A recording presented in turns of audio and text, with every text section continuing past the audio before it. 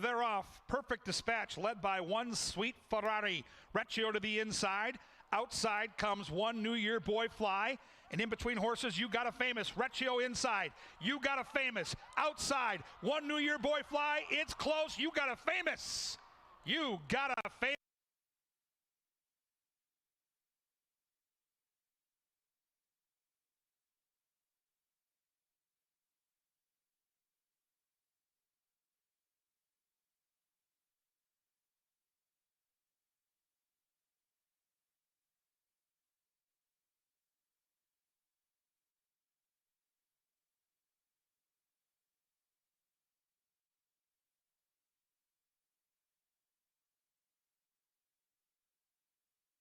There in the gate.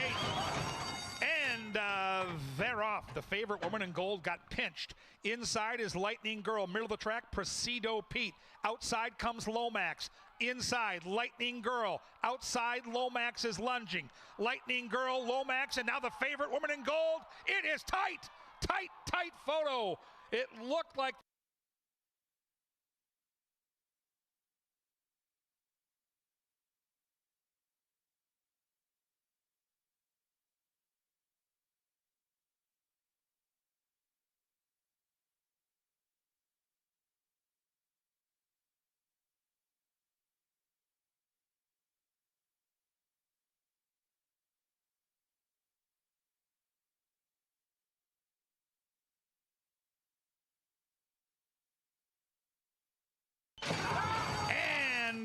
they're off. Field came off to a Perfect Dispatch. The favorite Relentless Rocket broke smoothly. Inside is Venetian Cowgirl. Shading those on the outside comes Rope Corazones. Rope Corazones inside Relentless Rocket. Relentless Rocket. Relentless Rocket is the Derby champion.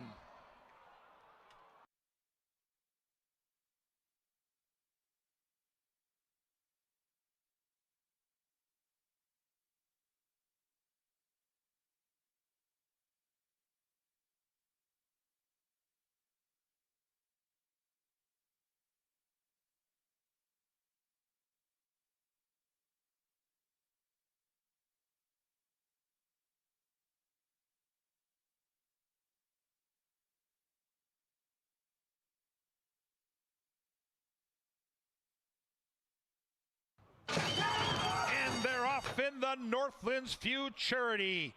And Ding Dang Dulce caught a flyer. Inside is Hollywood. Rowdy is shifted all the way to the rail. Rowdy and Hollywood along with Ding Dang Dulce. Hollywood, Ding Dang Dulce!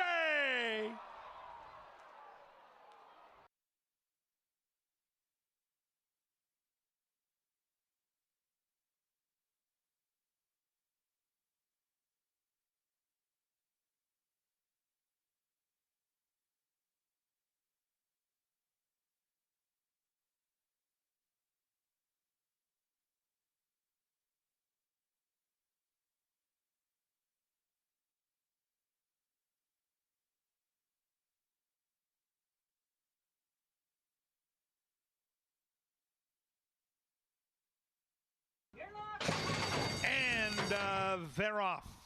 Speed from Curbandoro. Inside comes Ms. Callie.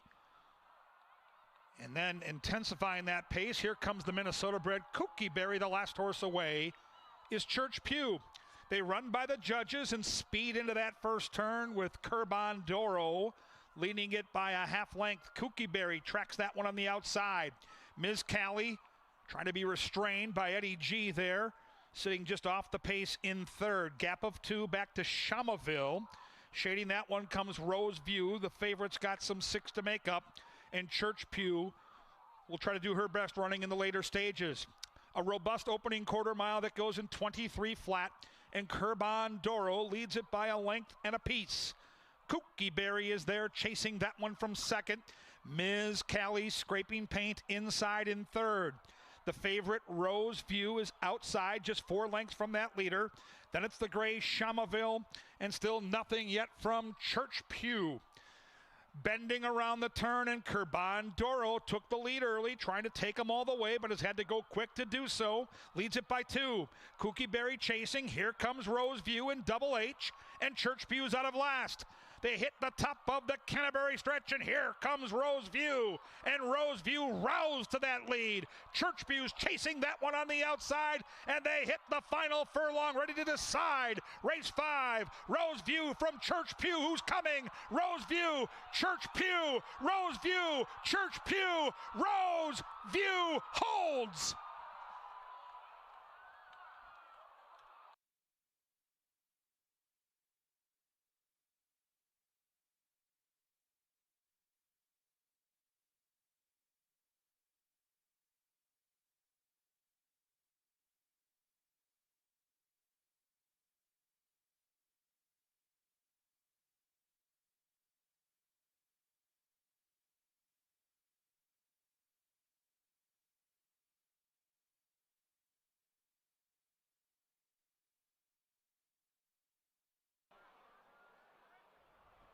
And they're off. Field came off to a beautiful dispatch. Inside, Mach 2 has got patented early speed, as does As One Does. And Victorious Vanda right there in the early vanguard. Gap of 2 back to Mansoura, then shaded by Midcat. And the last horse past the judges is Brit Blitz. They bend around that first turn, and As One Does has opened up a quick 2-length lead from the favorite Victorious Vanda. Mach 2 had early speed, but now is content to track from third with Hernandez. Then it's Midcat, who's got 5 to make up. Mansoura, second last. At the tail of the field is Brit Blitz. They went 23-2 to the opening quarter mile, and they run up the barn side. And Elvin Gonzalez and As One Does dictates the tempo, and does so by a half length. Victorious Vanda ratcheting up that pressure on the outside. 5 lengths back to Mach 2. Outside is Midcat. Then 2 more lengths back to Mansoura. And Brit Blitz has got 7 lengths to make up. 47-2, and As One Does leads it, and still leads it by a half length. Victorious Vanda out after that horse. Midcat is catching the eye. Midcat's moving in, so is Mach 2. They bend around the turn, top of the Canterbury stretch. As One Does has the lead. As One Does from Mach 2. Outside is Midcat.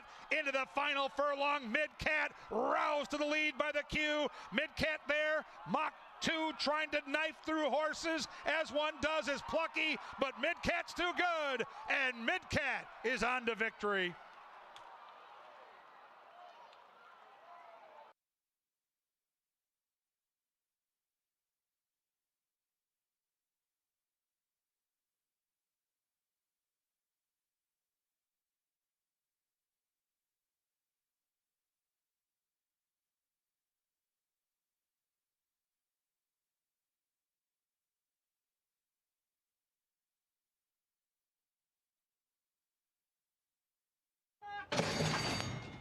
Field sent on their 7-furlong journey, and Kelsey Haar and Zanzora are hustling up the inside. Ray-tastic and Erica Murray, though, have got the best early speed, and Ray-tastic has taken away that lead from Zanzora. Palmila's Bet 0 for 17 and waiting for the later stages in this race. They bank up the barn side, and Ray-tastic leads it by a measured length from Zanzora, who's right there now. An early run from Palmila's Bet. Palmila's Bet trying to intensify that pace. They went 23-3 to the opening quarter mile as they contest this 7-furlong distance. And the hot favorite, Ray-tastic, is leading it, and leading it well by 3 parts of a length.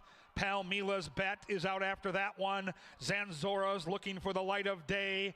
47-1 to the half mile.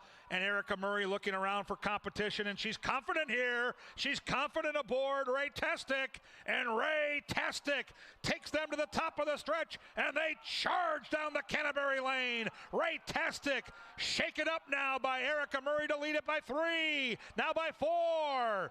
Palmila's Bet trying to chase that one down, but everybody's chasing in vain. It's a maiden breaking victory. It is indeed Ray-tastic tonight.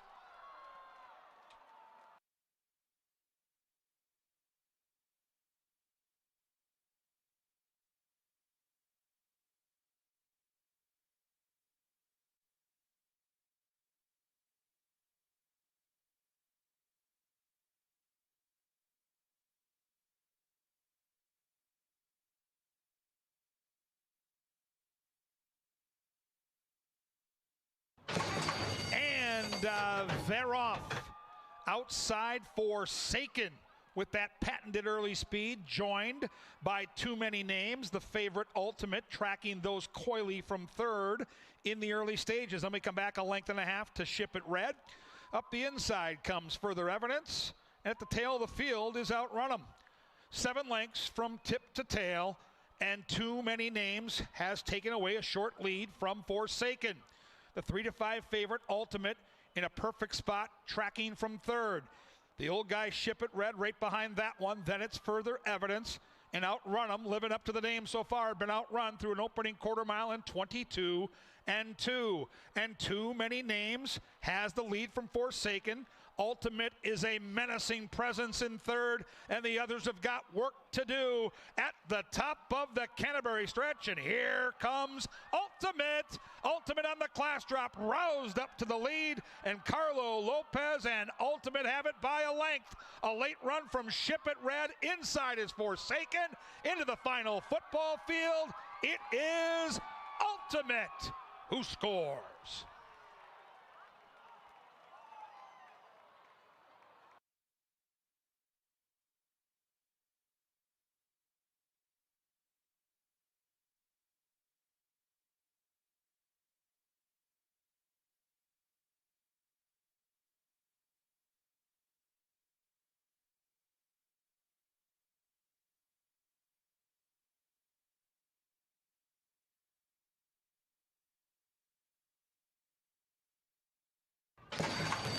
And they're off.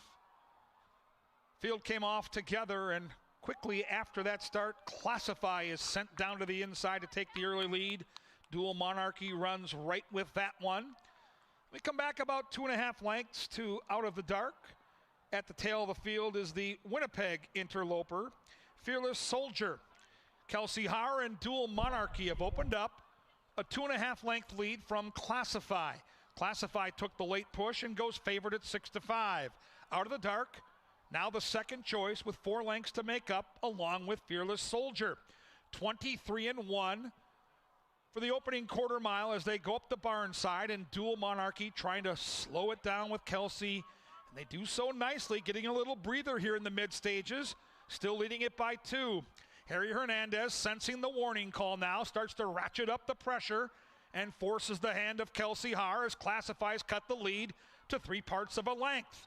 Out of the Dark is starting to lengthen his stride, and still nothing from Fearless Soldier. A snappy 45 and 3 to the half mile, and Classify going right on by Dual Monarchy, and Classify and Harry Hernandez say, "Catch me if you can," as they turn down the Canterbury stretch, and Classify leads it from Dual Monarchy. Out of the Dark trying to close in, but into that final furlong, Classify with a perfectly timed move, and Classify leads it, and leads it well. The Vikings colors are in the winner's circle. Classify's too good.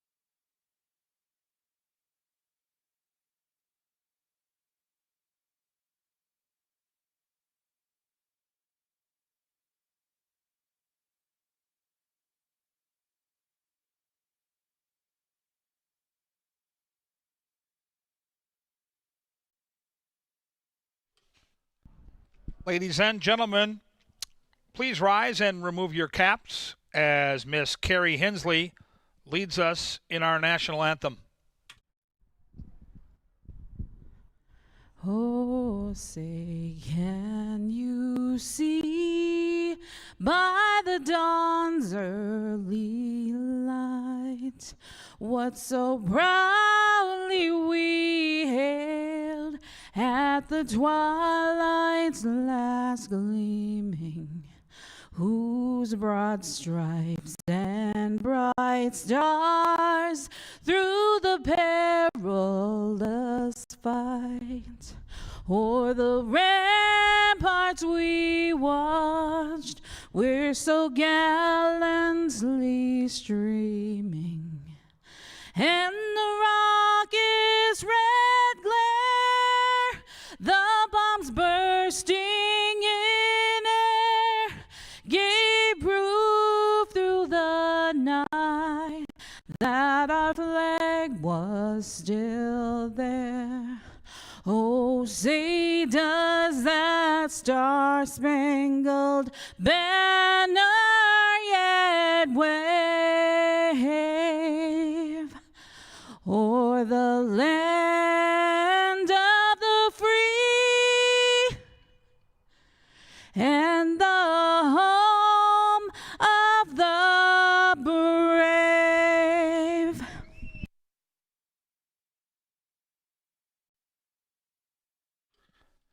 Good afternoon and welcome to racing from Canterbury Park here in Shakopee, Minnesota, where the main track is fast and the turf course is firm.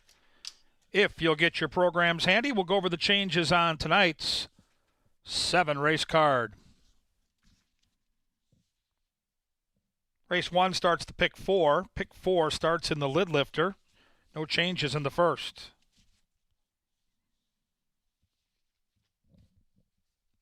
Race 2, take out the main track only horse, My Woman, number 1. Race 2, scratch 1.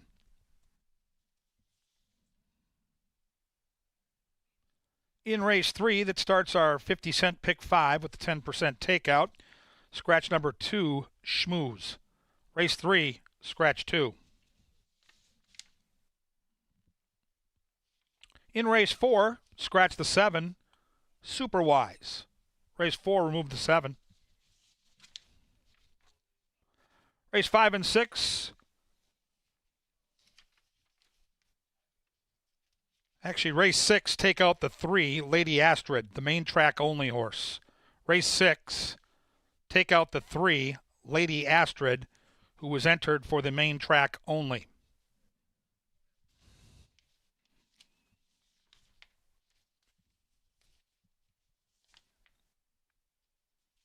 Lady Astrid is out of race 6. And in the finale, race number 7, take out the 6, Big Producer. Additional workout for the 4-horse, Strength of Autism, on August the 19th. 3 furlongs, 38.37 breezing. Fast and firm, ready for a great card. Bruce Meyer, the Oracle, will be joining me down in the paddock for a little touchdown tile today at the races. But up first, the fluffer with Medea and Herman. Well, thanks, Kevin. Here we are in the First Bet studio. I'm Jeff. This is Angela Herman, 1/3 of the Steam team. That includes Kevin and our announcer, Paul Allen. Big Dog Days contest today, Ange. We signed everybody in, and welcome. A lot of out-of-town people. Good to see those faces here. They're here doing battle, trying to win a trip to Vegas and win big money like Ray Hassan did last year. One of our very own racebook denizens, Ray Hassan. He's playing in the Dog Days of Summer, so you'll see people wandering around, probably yelling at TVs here and there, I would guess. Angela? Oh, yeah. Yep. Lots of yelling at TVs today. And we welcome everybody in from out of town for the Dog Days. Boy, it's hard to get excited anymore. Travers is a little bit later today. And we also have Uncorked going on this evening. You know, if you cut some of us, we'll bleed, and then if you cut people like me, we might come up spilling red wine. And Uncorked is for you if that is your style, and that's going on downstairs right now. Yeah, they can upgrade if you want to. I believe it's out right now near the paddock. You can sign up down there, and it's like a wine tour around the park. It's a lot of fun. Check that out. Let's get people up to speed here, Angela, on the jockey and trainer standings. Probably still a clear-cut leader, I would assume, with the jockeys. Yeah, sure looks like it, and it just keeps on growing a little bit more day by day.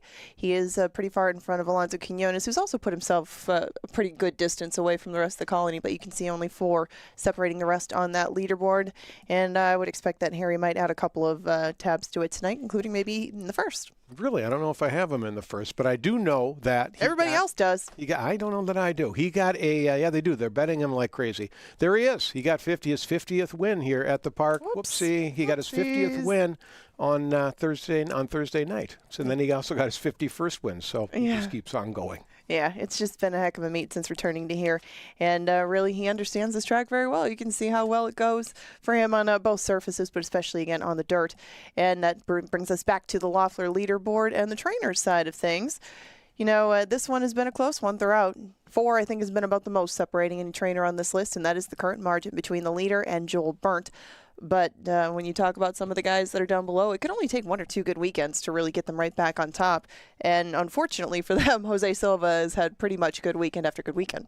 Yeah, Tim Padilla, he's got some live ones tonight too, I think. So, yeah, it's fun. It's fun to watch, and you can sometimes find a sneaky good price on one of our top trainers as well. So that's something to keep an eye on, and Ange tries to point that out.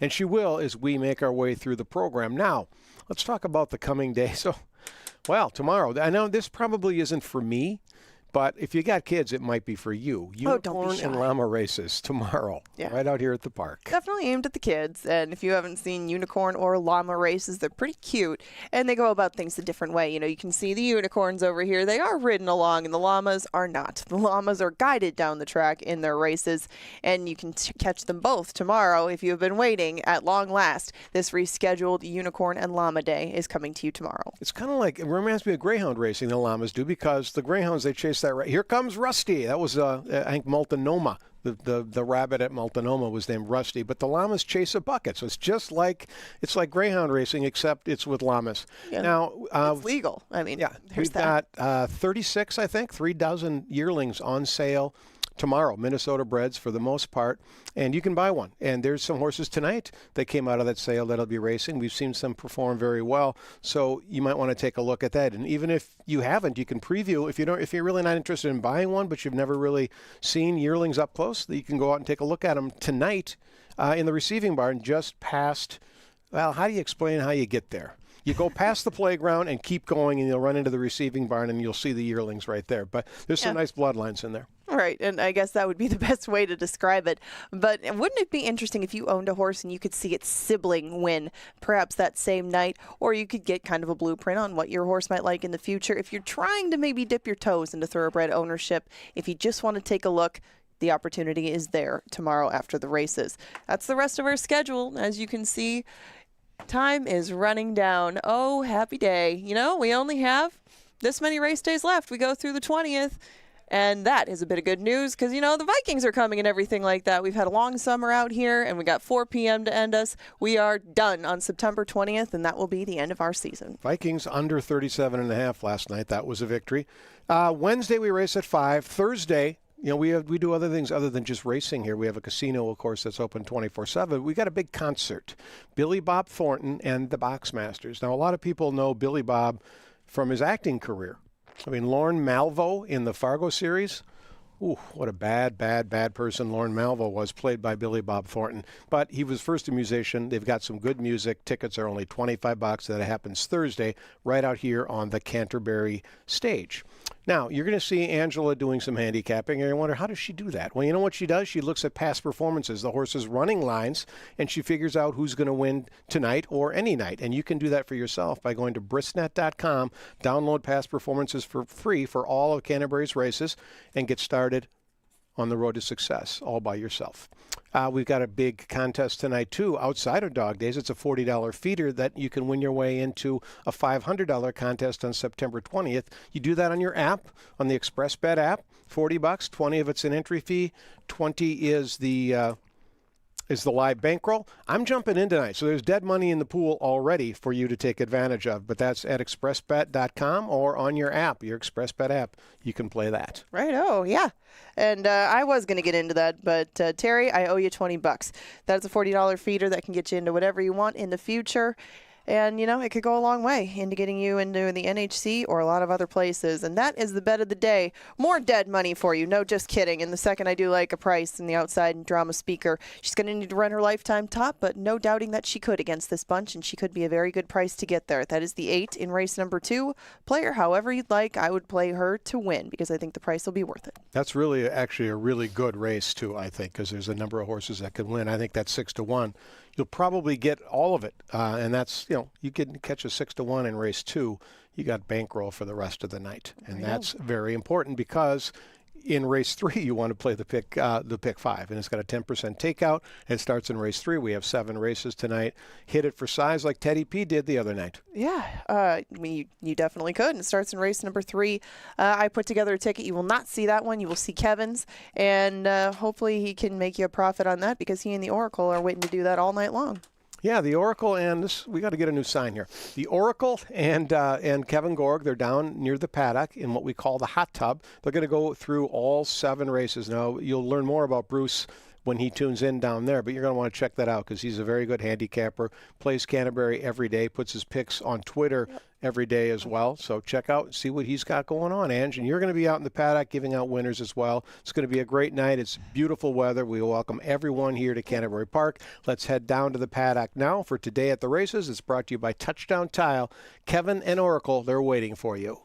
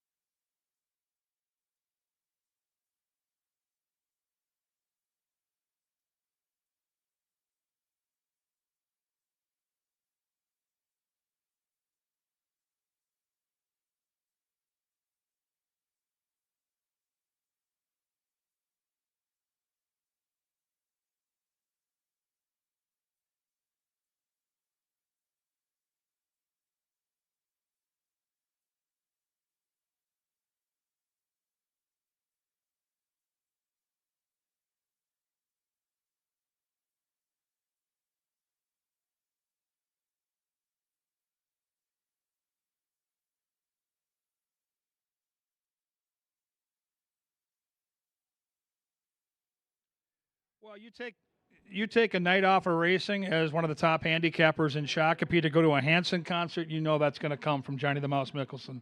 I did take some heat for attending a Hanson concert, but we roll with it. We move along, and we're here tonight. Well, they only played the hits, and the good news is it was a short set, so that's good for you. You got some good ribs out of it, and we're happy for you. This is Bruce Meyer, the Oracle. Golf has Scotty Scheffler, and handicapping here at Canterbury has this guy. 7 times top handicapper at the track, Bruce Meyer.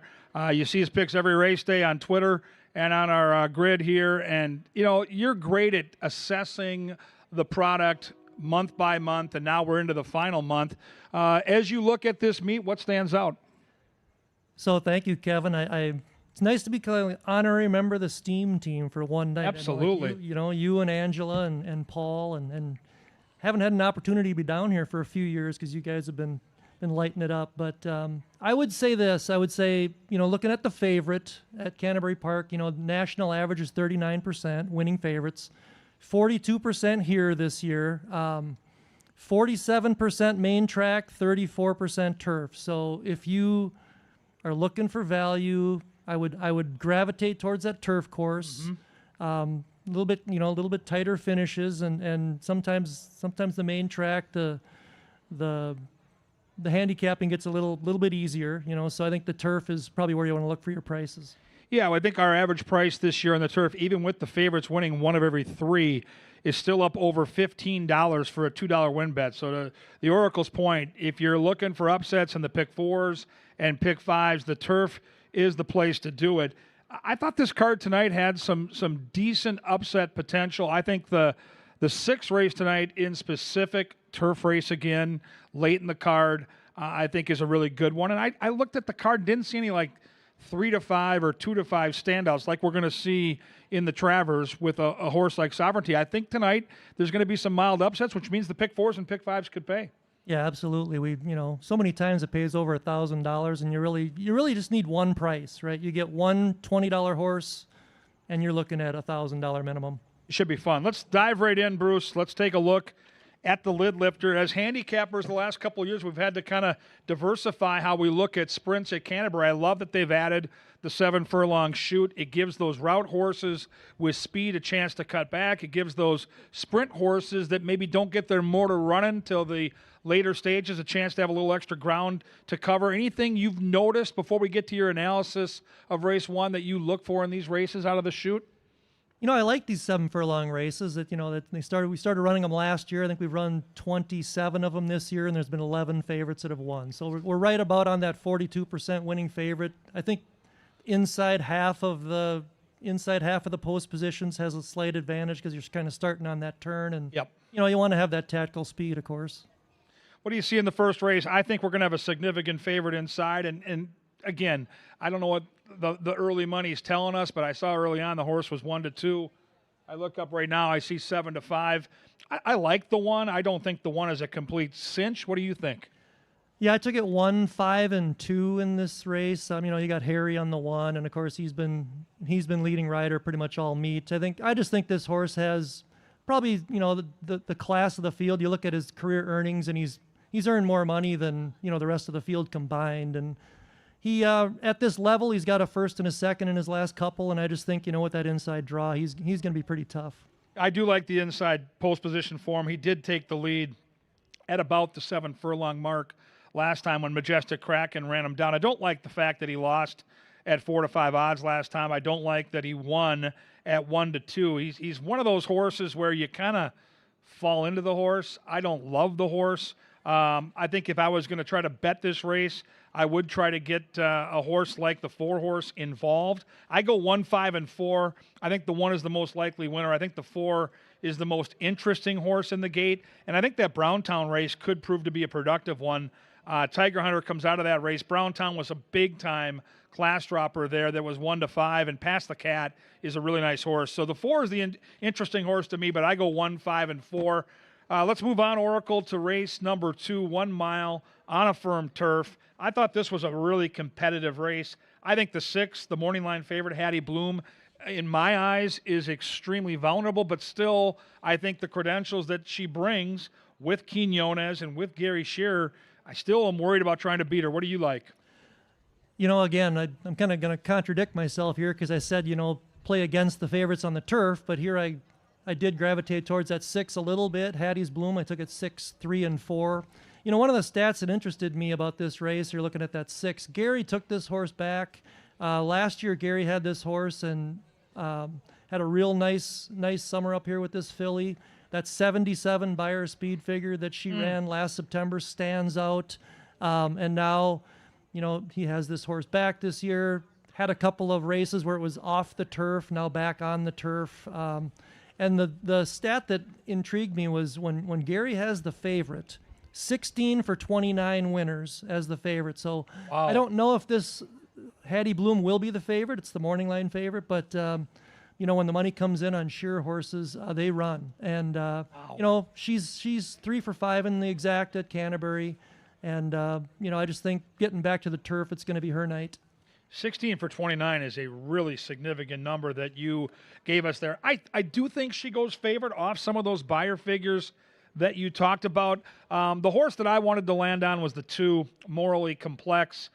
I love 3-year-olds this time of year. We get into August and September. I'm looking for 3-year-olds now to kind of be all grown up and ready to do good things. And this looks like a horse out of a race in a sprint where she ran against a horse like Thunder's Rock and Roll and Extreme Diva. Really nice race. She ran evenly. She finished 4th.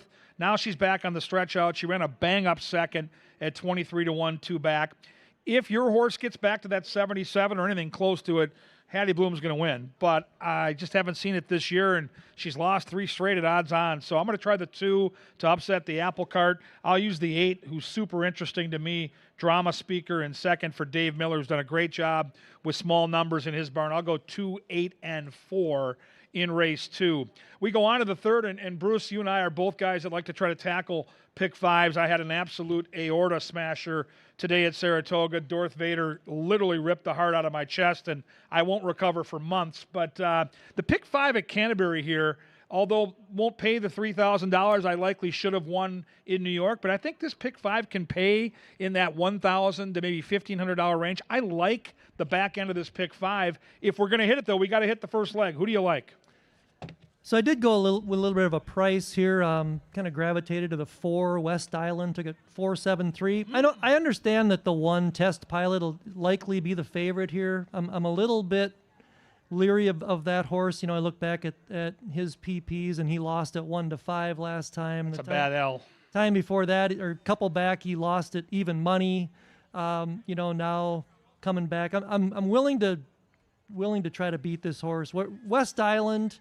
I like the class drop. I like the fact that this 3 wins at Canterbury, and coming from off the turf, I think maybe the dirt is a little bit better surface for this horse. So I know Donlan's been sitting on his 1,000th win for a while here, and maybe tonight's the night with West Island. I am going to give the 4 horse my top selection. I think your horse is super sneaky in the betting. I've got the race 1, 3, and 4, and I'm with you. Test Pilot last time, losing it 1-5, and then 3 starts back, losing at even money. Doesn't give me a ton of confidence to bet this horse to win. I will use Test Pilot on my pick 5, but I am all over the 4 as the value of the race.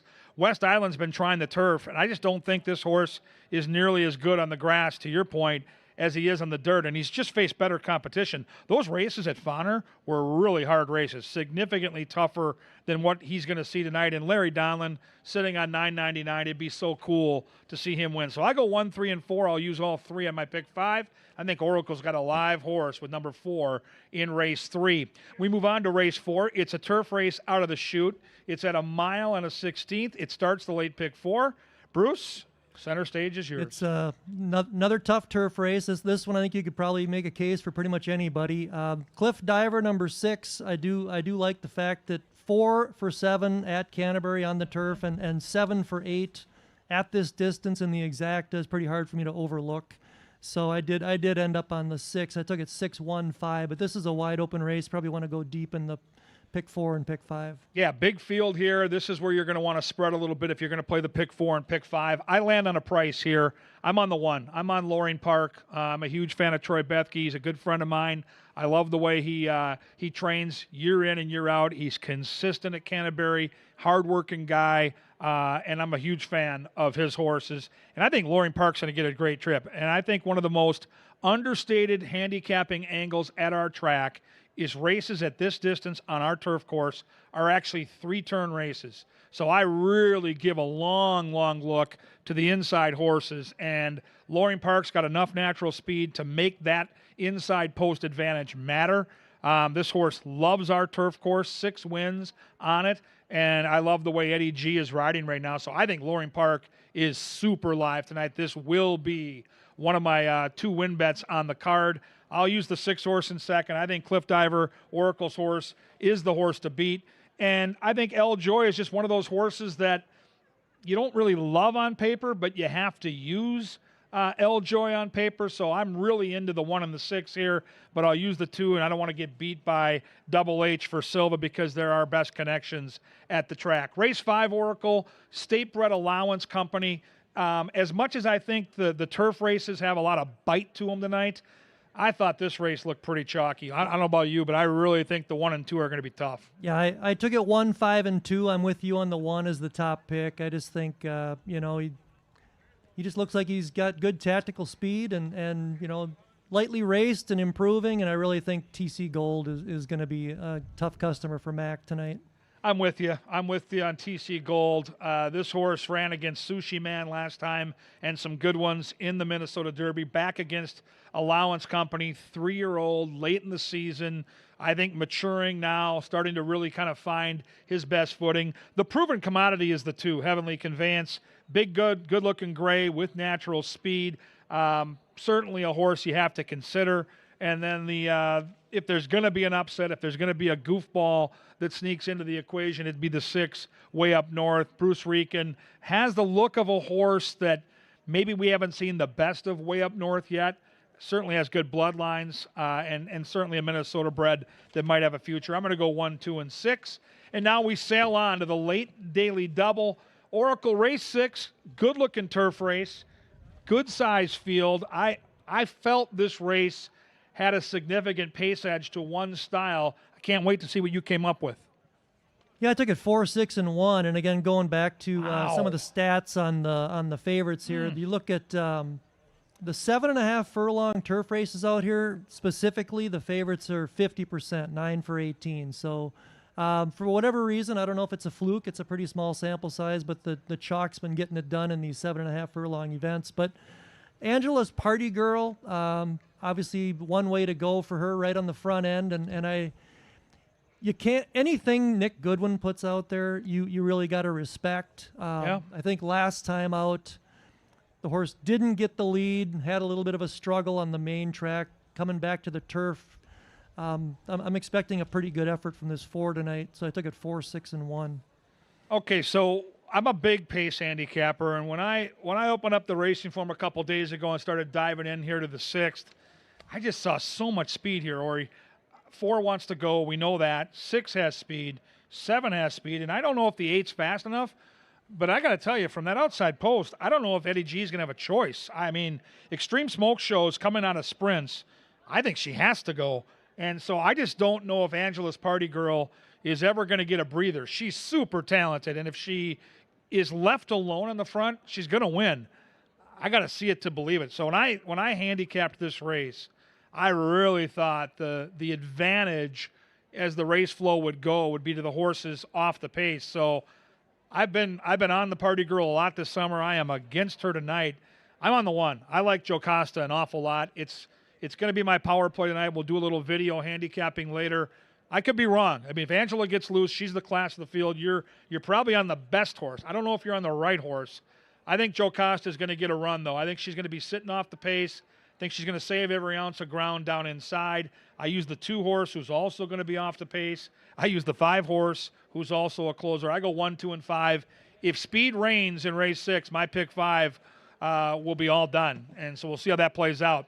If we all survive and we get to the final leg, Oracle, I really thought race 7 was a wonderful handicapping endeavor. In fact, I'm down here in the paddock damn near every race. And there are some races when I get down here and the lowest price on the board is 3 to 1, and the highest price on the board is like 9 or 10 to 1, and it's a big field. I think that could happen here tonight in race 7. I found this to be an unbelievably hard race to handicap. How about you? I probably didn't get too creative here. I was just ended up on the 5 Madhouse, who's the morning line favorite. One of the ones for it's, Harry, and he's 2 for 2 at Canterbury, and really, you look at the quality of horse here. When you start seeing 80s buyer speed figures, which Madhouse has been able to do 2 times in a row, that's pretty tough, at this venue. So I would say I'm kind of expecting Madhouse to be a pretty big favorite here. But 5, 7, and 1 is how I saw it in the last. Well, I don't know how big a favorite the horse is likely going to be favored, but it is Van Winkle, even though it's Harry Hernandez. And I do think the one horse, Crocodile Hunter with Padilla, who's just been unbelievable all summer, winning at near 30%. I think that horse is going to take an awful lot of money. I also think Lemon Meringue, my top pick in this race, is going to get bet. Outside attack post, Kelsey's riding with so much confidence right now. It's really been fun to watch Kelsey make the most of limited mounts. 5 is absolutely the horse to catch and the horse to beat. The wild card for me, Oracle, is the 2, Haunted Haze. And I don't know if this horse is good enough to win, but I do think if you're going to play the trifecta or superfecta, that looks like a horse to me that you might migrate to, because you've got a great speed program for your captain, and I think Haunted Haze is kind of one of those horses that shows speed and can grind it out and hang around. Yeah, I totally agree. I mean, he's likes Canterbury, 6 for 8 in the top 3, and seems to be improving. Obviously, ran a real nice race last time at 8-1. Just got beat by the one horse Crocodile Hunter by a couple lengths and stumbled at the start there. So obviously he had an excuse, and like you say, could step up and be a kind of a key for the pick 5. I've got the race 8-1, 5-2. I'm going to try to use a bunch of those horses on my pick 5. I think the last 2 races are super competitive. Before we close the show, though, we're gonna take in the Midsummer's Derby here before our first live race. We're gonna show the Travers, and for all of us that follow the game on a regular basis and love the game the way we love the game, there are some horses that come around that really are extraordinary and extra special. I happen to think Sovereignty is one of those horses. I'm partial, probably because the Derby and the Belmont, I cashed some significant tickets on them. But putting that to the side, Bill Mott, and again, a racing outfit that really cares the most about the bloodlines in Godolphin, this has really been a fun run. Yeah, Sovereignty, he got my attention in the Derby when he ran down Journalism, who was my, Journalism's the one I followed. Ran great. From California, and then, of course, Journalism came back, won the Preakness, which Sovereignty sat out. And then the Belmont, they kind of had, the same duel, and Sovereignty ran by him again. So, can't knock the horse at all. I mean, I have the utmost respect for Sovereignty, and I'm really expecting him to do the same thing today. Yeah, there's a lot of buzz around Magnitude, who's a really nice horse that got injured and just came back and won down in Iowa, and it was a really good win. But to me, it just looks like Sovereignty's got the class. And even though Magnitude has the pace advantage, it's certainly going to be loose on the front end, Sovereignty has proven to be a little more versatile. He looked like a closer in the Derby that needed pace, and he's proven this summer at Saratoga that he can make his own race. And that's scary to me, because we're all looking forward to November, to the Breeders' Cup, when the best horses in the world gather. And the Classic being the race that we all want to see. How do these 3-year-olds, these youngsters, measure up against the proven horses? And there's some good ones out there. Sierra Leone, the defending champion, will be there. Fierceness, Mindframe. I mean, there's all kinds of good horses. I don't see a horse in training right now that runs on dirt that's better than Sovereignty. So I don't want to hear about Magnitude speed. I know what Sovereignty is, and I don't care if he's 2-5. He's going to be fun to watch here in a few minutes, and it's the Travers, so I'm excited to watch. You and we're both like old school handicappers. We've been around a long time, and one of the phrases from the 80s was class laughs at pace. And so, winning the Kentucky Derby and the Belmont is a different level than winning the Risen Star and the Iowa Derby. And again, no offense to Magnitude. Horse will probably be loose, and maybe I'll be proven wrong in 10 minutes, but I just think Sovereignty will just run by him, Final thing, and we'll let the fans get to the horses for race number 1. Jeff Madej runs one of the best handicapping contests in the country. It's called the Dog Days. It's been around for 2.5 decades. You and I have both been a part of this. I've been lucky enough to represent Canterbury in Vegas twice as a winner of this contest. You and Paul Allen, 2 people we're going to see regular selections for up on that grid, are working this weekend while you're playing in the contest. How much fun is this going to be? Oh, it's a lot of fun. It's fun to follow the leaderboard. It's fun to watch the races, pick your spots. There's so many different strategies that you can use to try to work your way up the leaderboard, and you can take one big swing, or you can just say, hey, I'm going to hit a 50-cent try for $1,000, and that might happen if you get lucky. And so I would encourage everyone who enjoys contests, if you're going to come out here and bet a few $100s, get in dog days next year. I mean, it's closed for this year now, but keep your eye on that. Well, thanks for doing this today, Bruce. You did an awesome job. Folks, if you're going to want to follow top-level handicappers and maybe make your picks accordingly, watch for the Oracle's picks race by race on our grid. 7-time champion here at Canterbury. I'll be watching that leaderboard with you and Paul Allen. Good luck in the dog days. Let's take in the Travers. Let's start a 7-race card here in a few minutes and have a great night at Canterbury Park. Angela and I will be out in the paddock to take you through all of the races. Enjoy your evening right out here at the yard. Thanks, Kevin. Well done. Wonderful. Well done. Very good. Go get him, Sammy.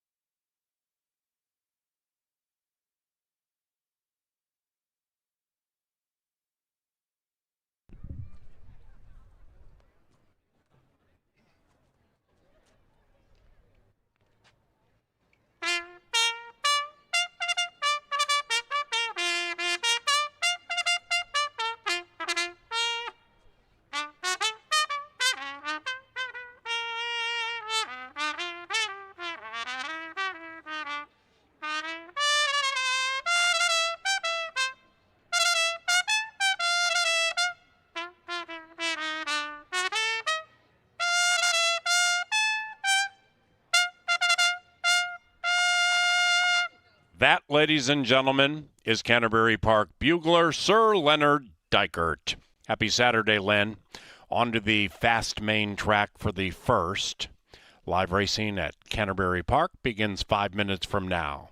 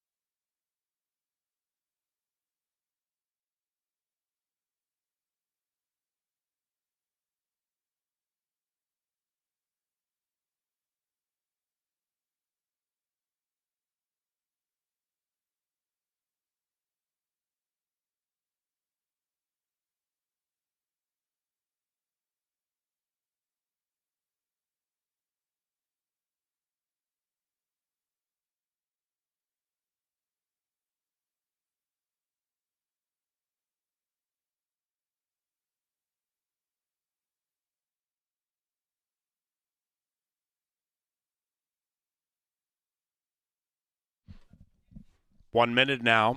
This Saturday, racing at Canterbury is provided in part by Continental Diamond and the Minnesota Lottery. We also thank Apple Autos, Tri-State Bobcat, Jim Beam, John Deere, Quick Trip, Loeffler, Maker's Mark, Anheuser-Busch, and Pepsi.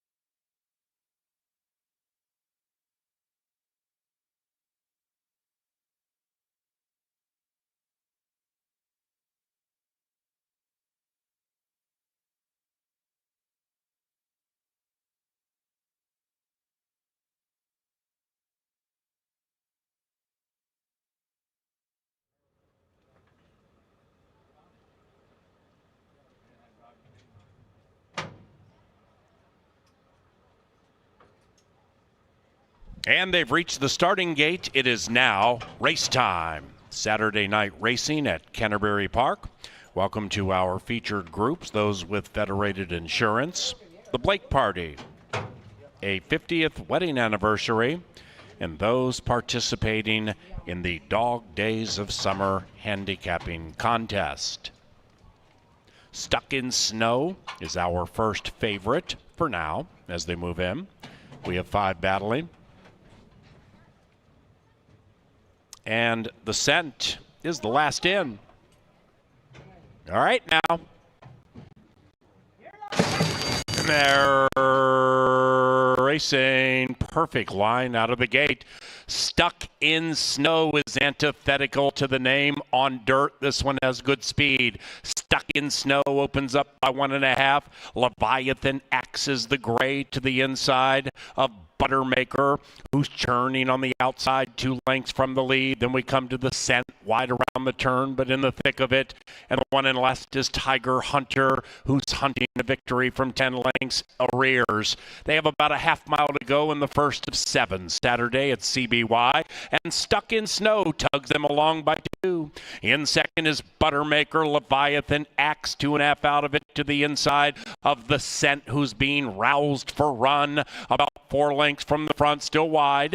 And after that is Tiger Hunter, 9 lengths behind Stuck in Snow. And Stuck in Snow perhaps as a challenger in the shape of Leviathan Axe, now on level terms. And with a 1/4 mile to go, Leviathan Axe jumps Stuck in Snow. And said duo has gone 5 clear from the Scent to the outside of Buttermaker, and after that, still nothing from Tiger Hunter. Stuck in Snow, still with much more left in the tank. Leviathan Axe cannot chop down this 9-5 second choice, and Stuck in Snow and Harry Hernandez win it by 3. The Scent ran second, Leviathan Axe third.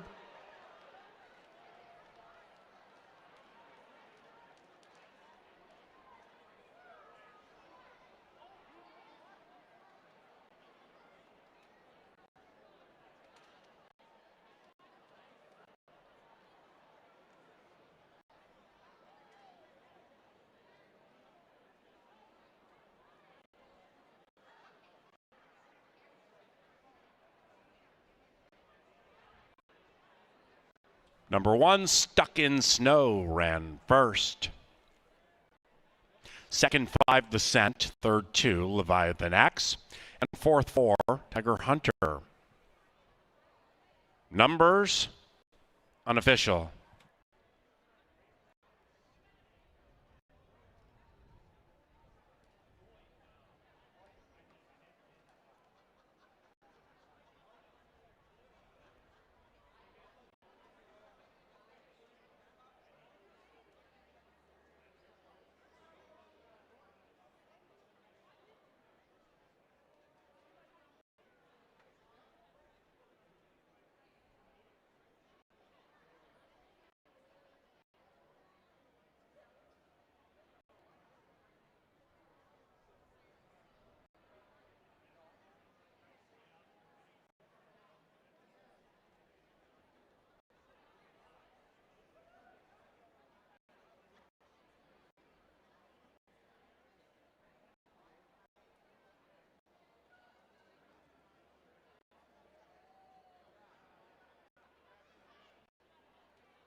Canterbury's first race is official.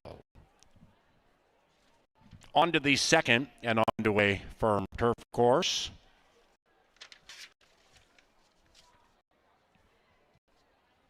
The rail is 10 out. Scratch number 1, Ma Woman. And race 2 is just about 20 from now.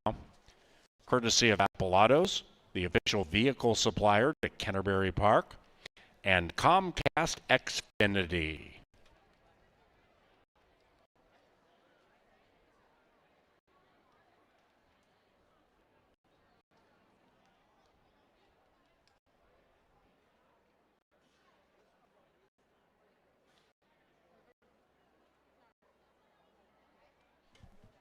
In the winner's circle, number 1, Stuck in Snow, and Harry Hernandez.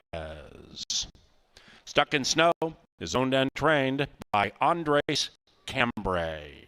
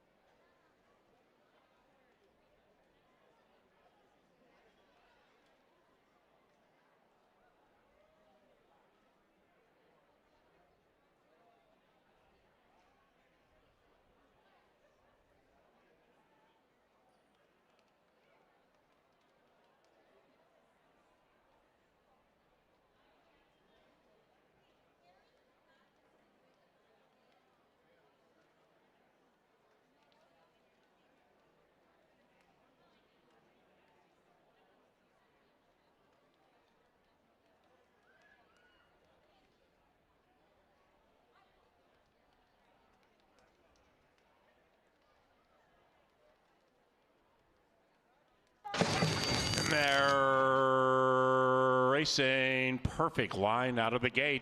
Stuck in Snow is antithetical to the name On Dirt. This one has good speed. Stuck in Snow opens up by 1.5. Leviathan axes the gray to the inside of Buttermaker, who's churning on the outside 2 lengths from the lead. Then we come to the Scent, wide around the turn, but in the thick of it. And the one in last is Tiger Hunter, who's hunting a victory from 10 lengths arrears. They have about a half mile to go in the first of 7 Saturday at CBY. And Stuck in Snow tugs them along by 2. In second is Buttermaker. Leviathan axe 2.5 out of it to the inside of the Scent, who's being roused for run about 4 lengths from the front, still wide. And after that is Tiger Hunter, 9 lengths behind Stuck in Snow. And Stuck in Snow perhaps as a challenger in the shape of Leviathan Axe, now on level terms. And with a 1/4 mile to go, Leviathan Axe jumps Stuck in Snow. And said duo has gone 5 clear from the Scent to the outside of Buttermaker. And after that, still nothing from Tiger Hunter. Stuck in Snow, still with much more left in the tank. Leviathan Axe cannot chop down this 9-5 second choice. And Stuck in Snow and Harry Hernandez win it by 3. The Scent ran second. Leviathan Axe third.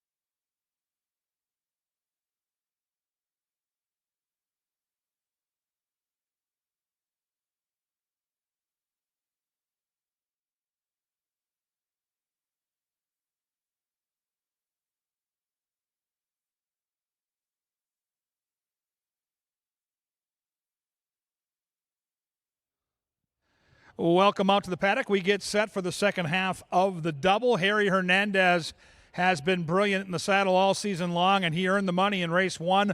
With the second favorite, they get the cash and the lid lifter, and it's nice and cool. It feels like fall has come early out here at Canterbury. We've got some great wine tasting going on. We've got Jeff Maday's Dog Days handicapping contest in full swing. Good luck to Bruce Meyer, the Oracle, who joined us in our Today at the Races show. And good luck to our track announcer, Paul Allen, who also qualified for that contest. Bunch of friends in that contest enjoyed. It should be a lot of fun all weekend long. And we get to handicap a really good turf race here in race 2. Take out the one, My Woman, who was entered if we came off the turf, a main track only entrant. And I'm going to land on number 2 here. I really like this horse a lot. This is morally complex. Constantino Roman gets the call, and he's kind of been under the radar, but he's been really good riding horses this year. And Ron Westerman, to me, is sitting on some wins. The trainer is 1 for 24 with 3 seconds and 3/3, and his horses have been going off at fair prices. You don't see a lot of favorites if you go back and look at the backlog on some of his entrants. Morally Complex is racing third off the layoff, and she really ran a good race last time out. In a sprint against horses like Extreme Diva and Thunder's Rock and Roll, she held her own. This is significantly softer. It's a spot where she can use her speed to her advantage. She doesn't need the lead, but I think she'll be close to it. I like the 2 an awful lot here in race 2. The speed of the speed might be the horse right next door. That's Baby Doll Peach for Joel Burnt and G-Rod. She is super fast early. And in a race where there aren't a lot of confirmed front runners, this 3-horse could find herself loose on the front. Baby Doll Peach has good form. She's been there before and done that on our turf course. 8 starts. She's 6 for 8 in the trifecta. So Baby Doll Peach is a major player here. And how about the betting board right now? This is my kind of race. Nobody double digits, nobody under 3.5 to 1. You get the exacta or trifecta here, you're going to get paid. Number 4 is Bayou Candy. Tony Rengsdorf and Double H, our top jockey, looks to sweep the early double. Stalking speed, good turf numbers, and a horse that I think has some upside. She's only 3, and I love 3-year-olds here in the fall. When you get to late August and early September, that's when those 3-year-olds are all grown up, but I think that horse certainly fits the bill at 7 to 2. Number 5 is Where's Maryland? She was the talk of the track last August when she took down the Northern Lights debutante at odds of 17 to 1. She showed a little bit of that form on the turf 2 starts back when she won at 4 to 1. I can't tell you what went wrong last time, but it wasn't her best effort. I love that trainer Bruce Reekin comes right back, puts her in a race. That's very positive, and you get one of the best turf riders in the Midwest, in my opinion, in Jermaine Bridgman. So lots of positives with Where's Maryland, including the price. 6 was your morning line favorite. If this horse goes favored, the Oracle gave us a great stat. He's a stats guy. He's so articulate and smart. And he said when Gary Shear's horses go off favored, 16 for 29. The problem is right now, she's not favored. She's close to it, but she's not favored. We'll see if the 6 goes favored. She was the morning line chalk. She has stalking speed. And if she runs back to her turf form from last year when she was posting buyer figures in the high 70s, she's flat out got the most talent. She just hasn't shown that lately. 7 is Exquisite Candy. Kelsey Haar for Bobby Klein. Good connections here. They've been outrunning their odds all summer long. Horse has a touch of speed, too. I just didn't know about the turf. The lone start on the turf left me with some question marks, as does the distance, but I love the way Kelsey rides. She puts those horses in the race, and at a track like Canterbury, I think that's so very important. To me, the sneaky long shot is the 8. I've got the 2 on top, but I really think this 8 could outrun her odds. This is Drama Speaker with Leslie Mowing for David Miller. I like the outside post because she's got enough natural speed to put herself almost anywhere in the race. She looks great here in the paddock. Some dappling on the hind quarters. Good looking muscle too. I think the 8 is the X factor, and right now at that price would be the win bet for me. I love the 6 to 1 up there. That is a juicy price on the outside horse. Really fun race to handicap. Allowance Company traveling 1 mile on the turf. Who do you like? It's time to get those bets in. They'll be at the gate in around 8, and then they're going to get it on.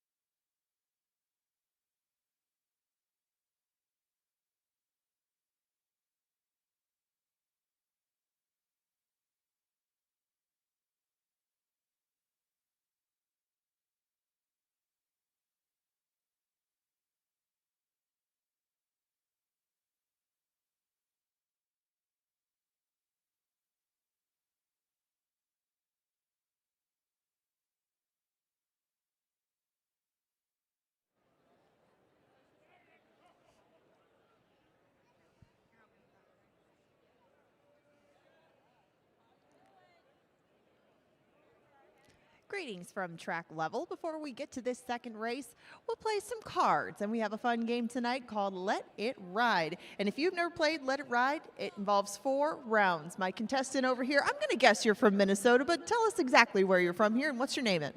From Waconia, Minnesota. My name's Alex. All right, Alex, and I understand that you have not played much Let It Ride, so we're going to go over the rules real quick. Have you ever played it before? Nope. All right, so if you have not played it either, the first round, right here with this first card, he's got to decide what color the card is. For the second card, you decide whether it's higher or lower than the first. And then the third one, you decide if it's between the first 2 cards or outside of that range. Now, our special twist on this one, for the fourth card, you pick the suit of the fourth card, and there'll be prizes along the way. So we're going to start with card number 1. Is this card red or is it black?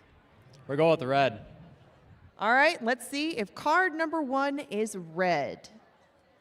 Oh, well, we started out with a black card, but it's early on. Do you think he should have another chance? What do you say? Should he have another chance? Yeah, I think we should give you one more shot at card number 1 since it's so early. Do you want to try red or do you want to try black this time? We'll go red again. Are you sure? Do you want to stick with red? Do you want to maybe go with black? Do you want to go with red? Are you sure you want to go with red?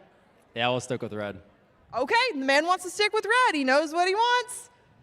I'm very sorry. Our first card is black.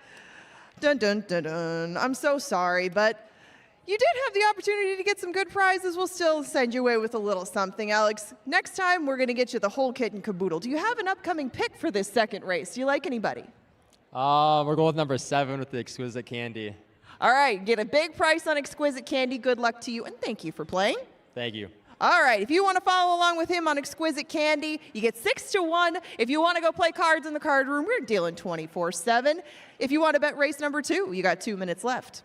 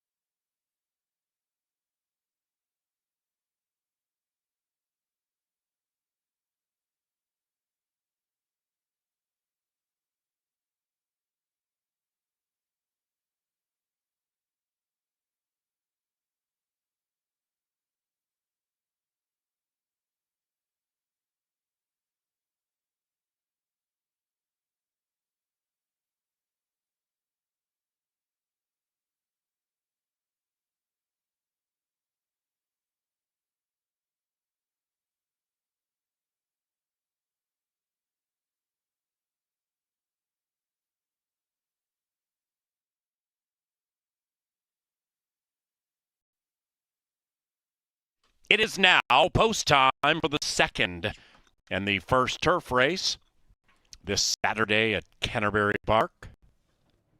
Bayou Candy and Morally Complex battling for win wagering favoritism. Exquisite Candy and Kelsey in search of 2 in a row. Candy and Candy. Bayou Candy. Sans Harry Hernandez.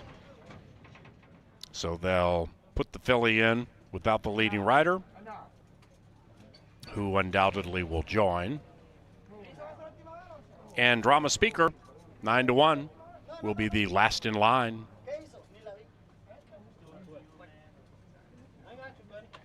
Here comes that 4 filly. Morally Complex, 2-1. Harry joins. The 3, Baby Doll Peach, Hyperactive. Drama Speaker. All right, now, here we go. And they're racing. Morally Complex came out fast with that pretty white face to the inside. Where's Maryland is a Minnesotan prominent on the early lead. 1 lap to go. Morally Complex by a half, and the pace picks up. Exquisite Candy forces the hand of Morally Complex, and those two race out about 2.5 lengths away from the other 5. Morally Complex by 1. After that, Where's Maryland, the inside of Hattie Bloom in the clear and advancing. Bayou Candy is between them and 5 lengths from the lead. To the inside of Drama Speaker, who's in the clear. Baby Doll Peach is 7 lengths out of it, make it 8. And to the inside, chasing Morally Complex. Morally Complex trying to make the others feel complicated with less than a half mile to go. Morally Complex by a half. Hattie Bloom cutting into the margin. Exquisite Candy heading the wrong way. Where's Maryland sneaks up to the inside. Outside of that, Drama Speaker. Baby Doll Peach is on the move. Rider has the Lime Silks. And outside of that, Bayou Candy. 7 separated by 6. Morally Complex attacked by Hattie Bloom. Morally Complex, Hattie Bloom. Behind them, Where's Maryland? Then it's Drama Speaker and Bayou Candy. 5 wide, but in it, Baby Doll Peach looking for a safe place to run. It is Hattie Bloom by a half from Morally Complex, who's tired. Where's Maryland? Outside of that, Bayou Candy and Drama Speaker chasing Hattie Bloom. Hattie Bloom is 8-5, and Hattie Bloom is victorious. Put a Q around race 2.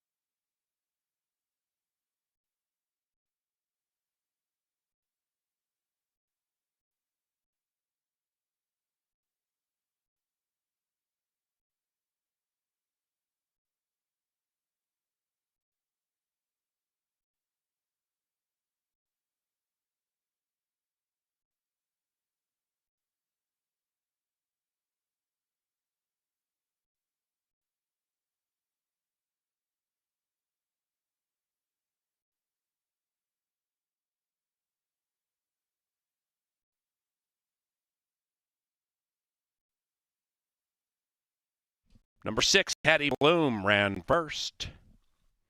6.532 in 137.19. Results are unofficial.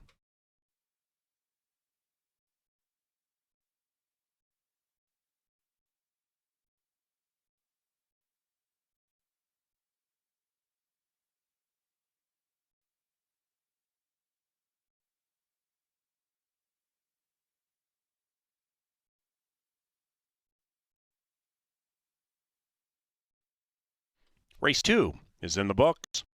Exacta $12.50. The trifecta paid $46.50. And it was chalk all evens. Make that chalk all odds. 10-cent superfecta, 6.532 for just a dime, paid nearly $21. First double, $19.20. We come now to the third race and scratch number 2, Schmooze.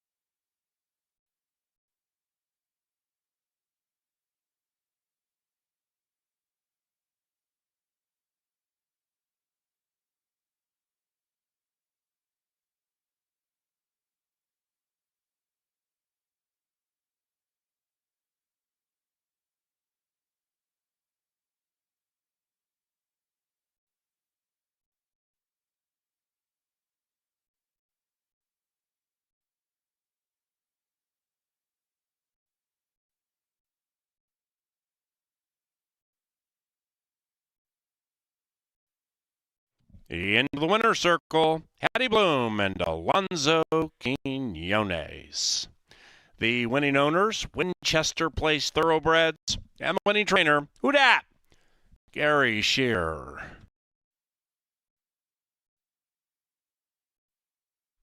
Who dat?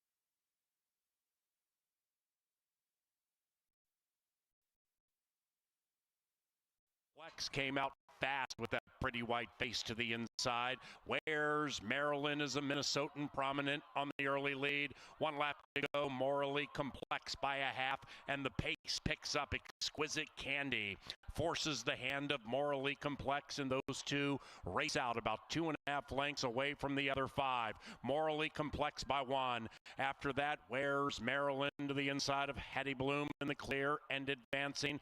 Bayou Candy is between them and 5 lengths from the lead. To the inside of Drama Speaker, who's in the clear. Baby Doll Peach is 7 lengths out of it, make it 8. And to the inside, chasing Morally Complex. Morally Complex trying to make the others feel complicated with less than a half mile to go. Morally Complex by a half. Hattie Bloom cutting into the margin. Exquisite Candy heading the wrong way. Where's Maryland sneaks up to the inside. Outside of that, Drama Speaker.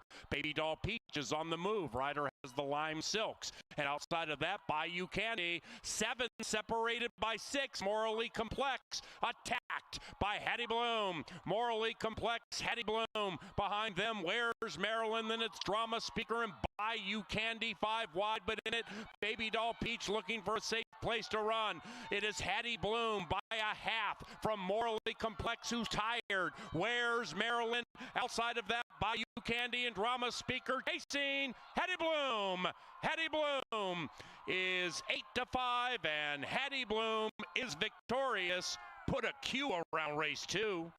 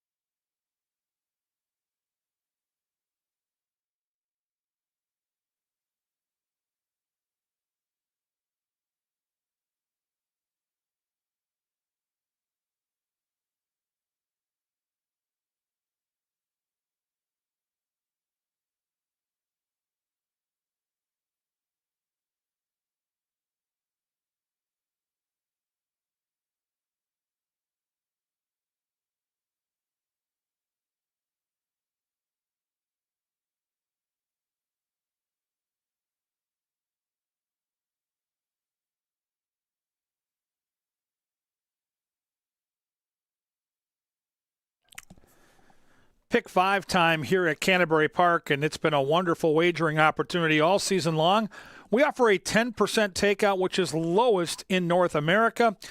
Looks like a really, really good set of races tonight. I put together a very affordable ticket. If you'd like to play along with me, this is the ticket I'm betting tonight. It's a $36 investment. I really believe tonight this pick 5 could pay over $1,000. I'm guessing we're going to need some upsets in the turf races, but there's a couple of really wide open races in this sequence. Not so early in the sequence. I like just the 1 and the 3 here in the first leg. I think Test Pilot, the 1, is going to be a real handful to beat here, likely going to be favored.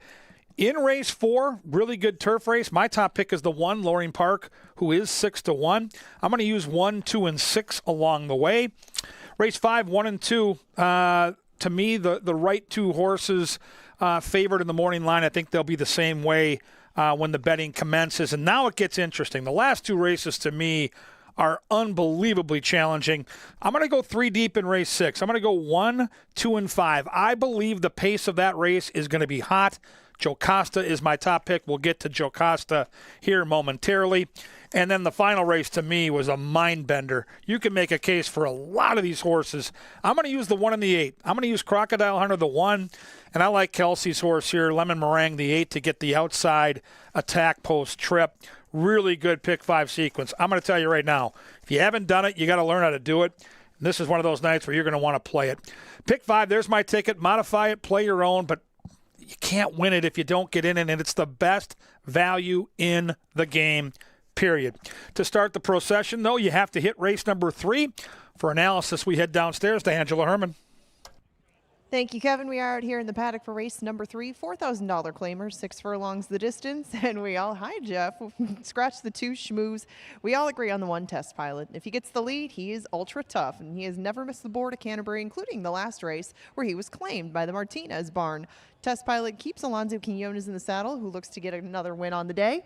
And right now he is your 8-5 favorite. All kinds of sense to be made with this one, and you will know early if you are going to get the best out of Test Pilot. Stop in a Trace is going to make his first start here, and he ships in from Canada. We get this one off a series of races against much more difficult company since changing hands from California to his last trainer. Now in his first start with Jose Silva Jr., he has done an awful lot of traveling and tried a lot of different distances along the way, most of them longer than the 6 furlong task at hand today. But Stop in a Trace has won at this distance in the past. It's just in general, he's a little bit camera shy. He's 3 for 31 overall, but maybe with these new surroundings, new connections, new everything, Stop in a Trace may be able to pick up win number 4 tonight at a rather short price. West Island right next door moves from the turf to the dirt. And he hasn't done 6 furlongs dirt sprinting since Fawner. The last time that we saw him do that again was in Nebraska earlier this spring. But he has been a versatile sort of horse throughout his life. He can handle just about anything thrown at him. And Larry Donlin trains this one. G-Rod is in the saddle on West Island. Side Street Dave has a lot of speed right next to him, and Side Street Dave has plenty of experience at Canterbury as well. This one has quite a few wins, but a lot of them are pretty far in the rear view. His speed will be his main asset in here, and that could prove a real test for Test Pilot on the inside. I still think he'll be able to shrug off most of the bids through the way, and I still think he could probably beat the speed of the speed, but Jocka right next door might have something to say about that. This one could come from just off the pace, and he might have quite a bit of gas in the tank, given the fact that he has come off a couple of 2-turn turf races. We'll see what the cutback and the surface switch does for him. But thus far in Minnesota, it's been a little tough, so they're going to give him a slight class drop too. Webcam on the outside comes off a series of races where he was sitting just off the pace, and he and Chad Lindsay could certainly use that tactic with the speed lined up to his inside. I think that Webcam should be in a very good spot really throughout, and Webcam should be a good price as well. Win, play, show, exacta, trifecta, superfecta, and pick 5 wagering available, as well as pick 3s in the upcoming 3rd race. 6 to pick from. Remember, scratch the 2 schmooze. And coming up next is the power play.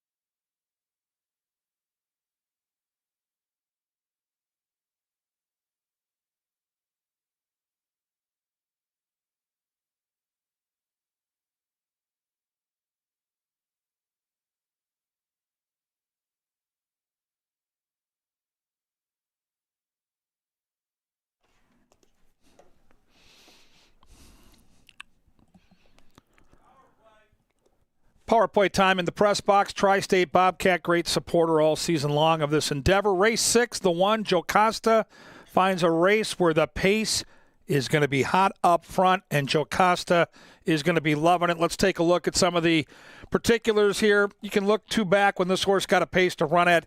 Just rolled right on by in the stretch. Last time out, we're going to take a look at the replay, but a horrific beginning to the race, which really cost Jocasta any chance. Gary Shearer already has a win on the card. The horse loves Canterbury. And let's check this out. Hopped at the start, jostled. I mean, literally, the running line doesn't do it justice. I mean, look at this horse tangled up in the gate. When they finally leave the gate, the horse basically loses all chance to compete. 4 or 5 lengths lost to the field, and we're wide into the first turn. So inside post, trainer we trust, who's already got a win on the card, pace that's going to be hot, proven closer that loves our turf. This horse is nearly 5-1 in the morning line.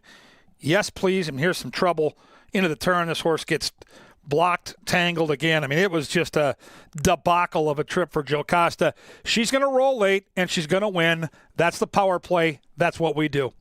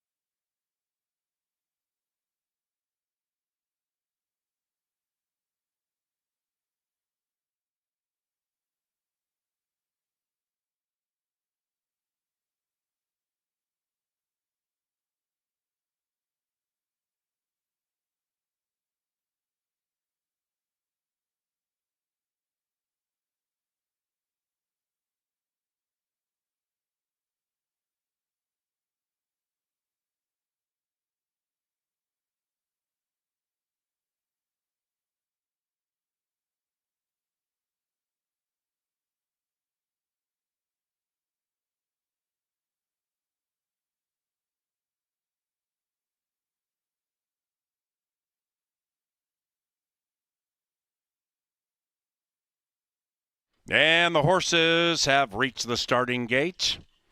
It's race time. 6 furlongs, which means they align the fence at Boardwalk adjacent to Canterbury Park. about 2-3 rows deep, maybe 30, 35 feet along a chain link fence. Watching them load into the starting gate for race number 3 and the commencing of the CBY Pick 5.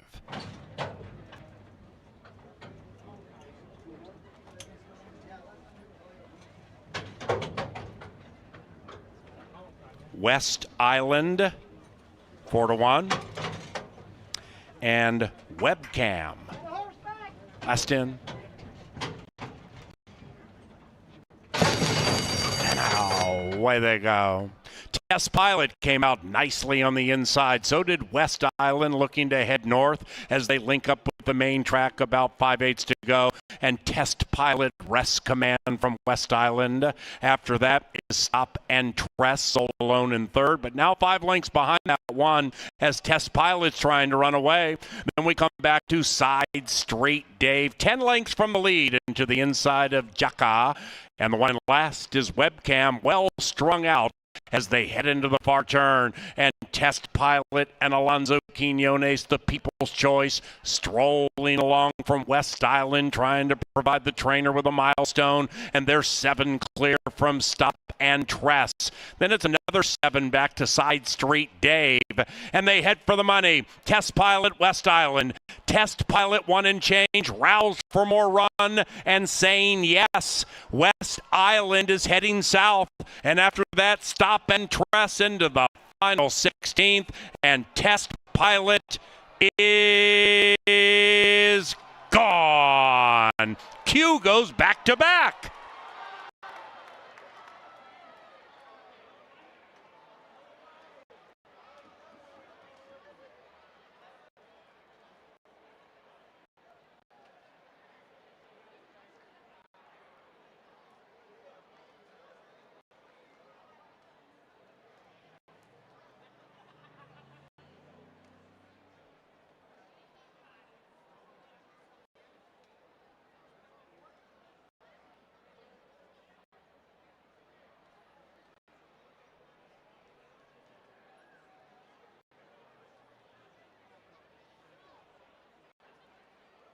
Number 1, Test Pilot ran first.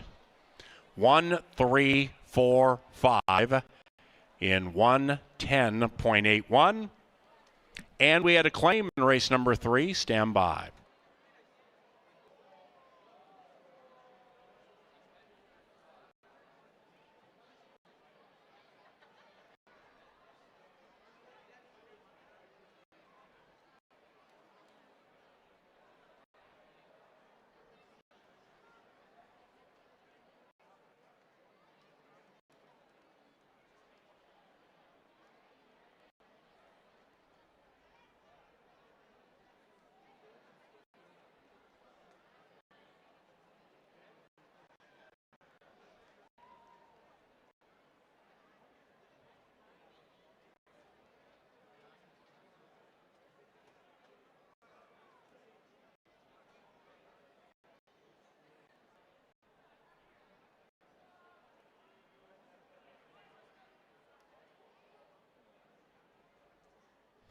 The third race is official. The winner, Test Pilot, was claimed.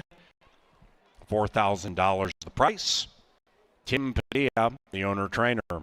Test Pilot changes homes. Padilla. Test Pilot paid $340, $210. Okay. Today's first pick 3, $14.40. Back to the turf for the 4th. Scratch 7, Super Wise. Pick 4 wagering on the final 4 CBY races this Saturday. Race time, 23 minutes from now. Thanks to Jim Beam Bourbon, Elegant, Smooth, Refined, and Busch Light. In the winner's circle, Test Pilot and Alonzo Quinones. Norma Martinez is the winning owner, and the winning trainer, Esteban Martinez.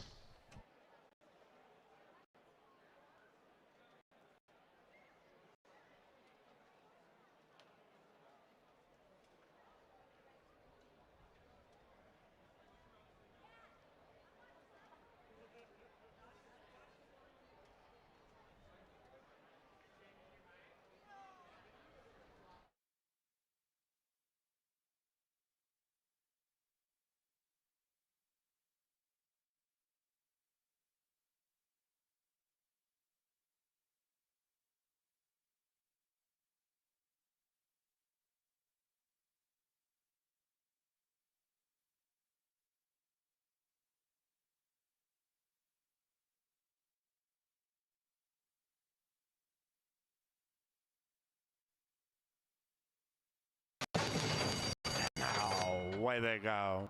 Test Pilot came out nicely on the inside. So did West Island, looking to head north as they link up with the main track, about 5/8 to go. And Test Pilot rests command from West Island. After that is Stop and Tress, sole alone in third, but now 5 lengths behind that one as Test Pilot's trying to run away. Then we come back to Side Straight Dave, 10 lengths from the lead into the inside of Jaka, and the one in last is Webcam, well strung out as they head into the far turn, and Test Pilot and Alonzo Quinones, the People's Choice, strolling along from West Island, trying to provide the trainer with a milestone, and they're 7 clear from Stop and Tress. Then it's another 7 back to Side Straight Dave, and they head for the money.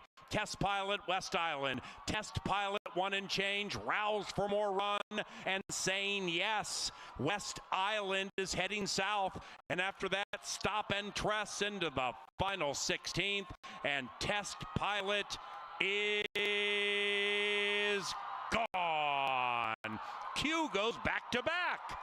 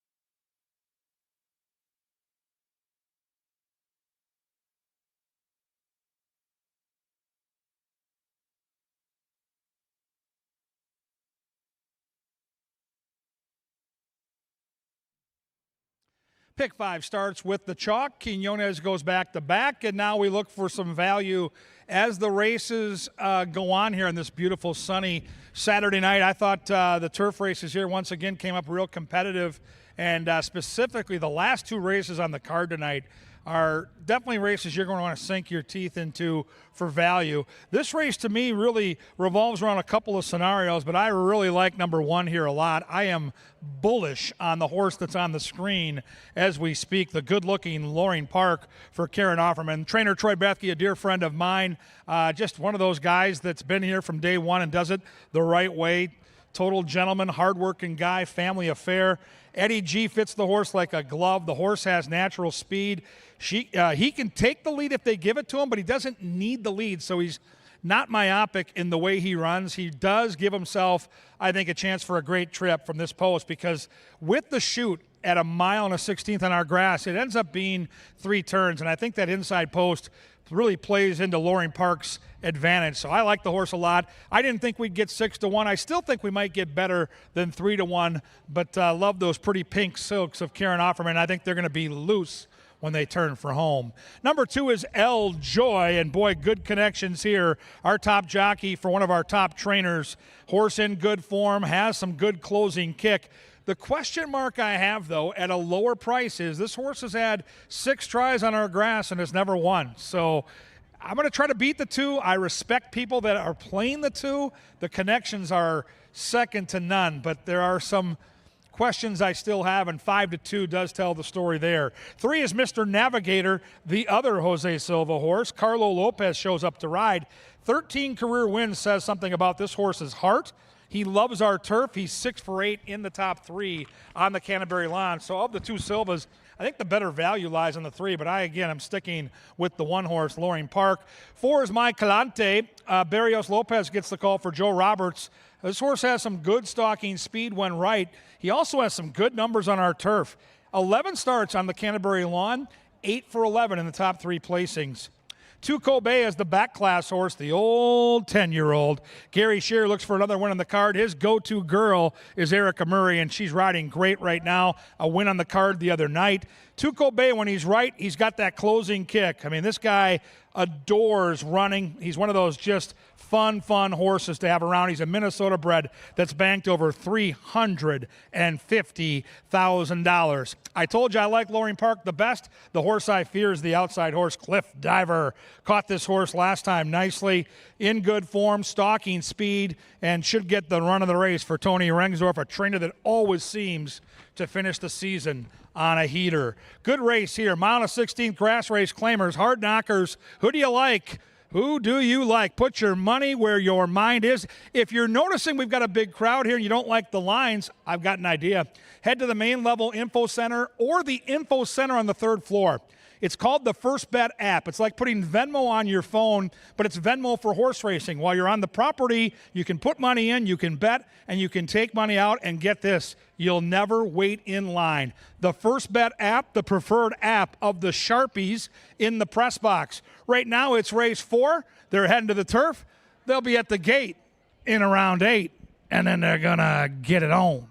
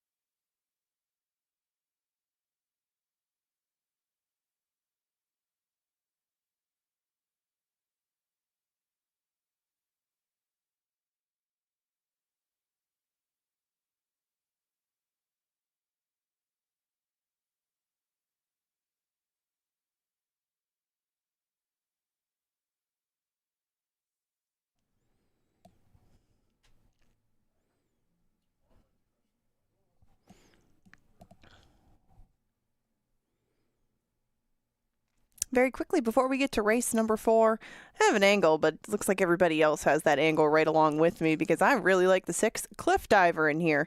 Not much to explain. I'm just going to take a short look at him. If you go to drf.com, handicapping the PPs, pick out the day you want to select, and bam, you could come up with Cliff Diver too. And I mean, why not? Cliff Diver is 4 for 7 at Canterbury Park. You can see he's trying to get a couple of wins in a row, and I highlighted all of his time with Tony Rengstorff because that's been a lot of winning turf races. And in fact, they've been mostly winning turf races here at Canterbury and right around this level. If history can repeat itself, and it has now 4 times with Cliff Diver, he looks in a position to pick up win number 5 and start number 8. Pretty simple. Horse for the course and a horse that's in form. And that's your favorite right now in the 4th.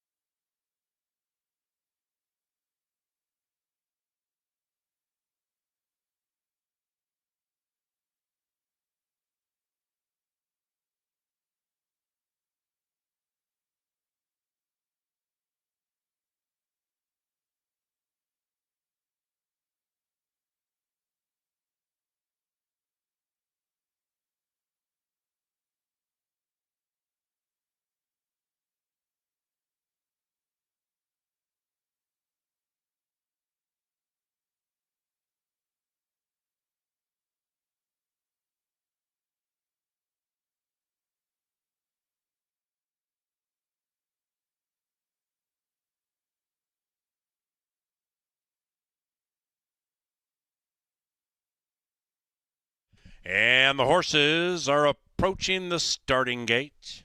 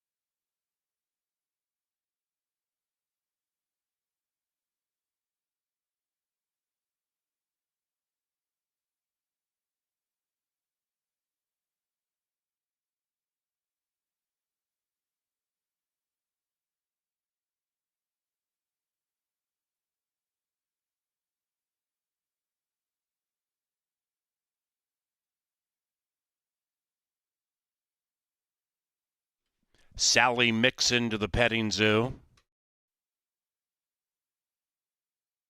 The horses have reached the gate for the 4th. It's post time.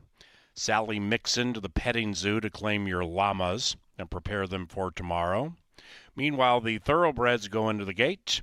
Loring Park, one of 2 Minnesotans in the race, 2.5 to 1. My Calante and El Joy.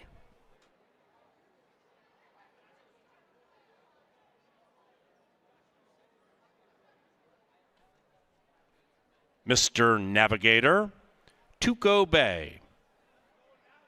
The 10-year-old Tuco Bay. Cliff Diver, last in. 6-pack race 4, turf time. And they're racing. They all answered the bell well. Cliff Diver flies out of the gate on the wide side. So does Loring Park and Eddie G. And the bookenders go 1-2 around the first turn. It's Loring Park and Cliff Diver. Behind them, My Calante giving way in third to the veteran Tuco Bay at 8 to 1. After that, Mr. Navigator, 4 lengths from the speed battle and about the same distance clear from El Joy. Around the turn they go, and the 6 now are covered by 5, and they're chasing the 1. Loring Park by half a head. In fact, make it nearly half a length now. Cliff Diver right alongside. After that, we have Mr. Navigator to the inside of Tuco Bay, who appears to be spry on this Saturday night. That's the second pair. The final pair would be My Calante, giving way about 5 lengths from the lead to El Joy. 3 packs of 2 head into the far turn, and they're chasing Loring Park.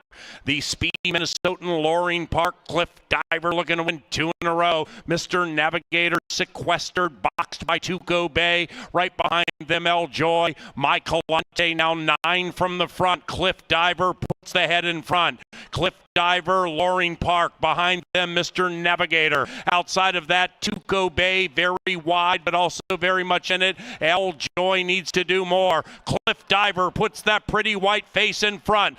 Loring Park feeling the heat. Outside of that, Mr. Navigator. And on the wide side, Tuco Bay. Cliff Diver, Tuco Bay, Mr. Navigator. Tuco Bay. This 10-year-old feels really good tonight. Tuco Bay at 8 to 1 prevails.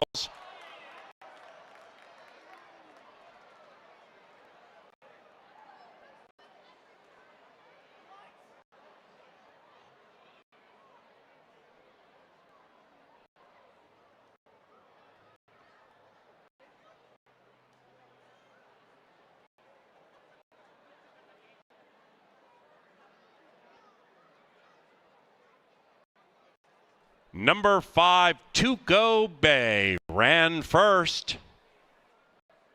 5.364 in 143.49. Results are unofficial.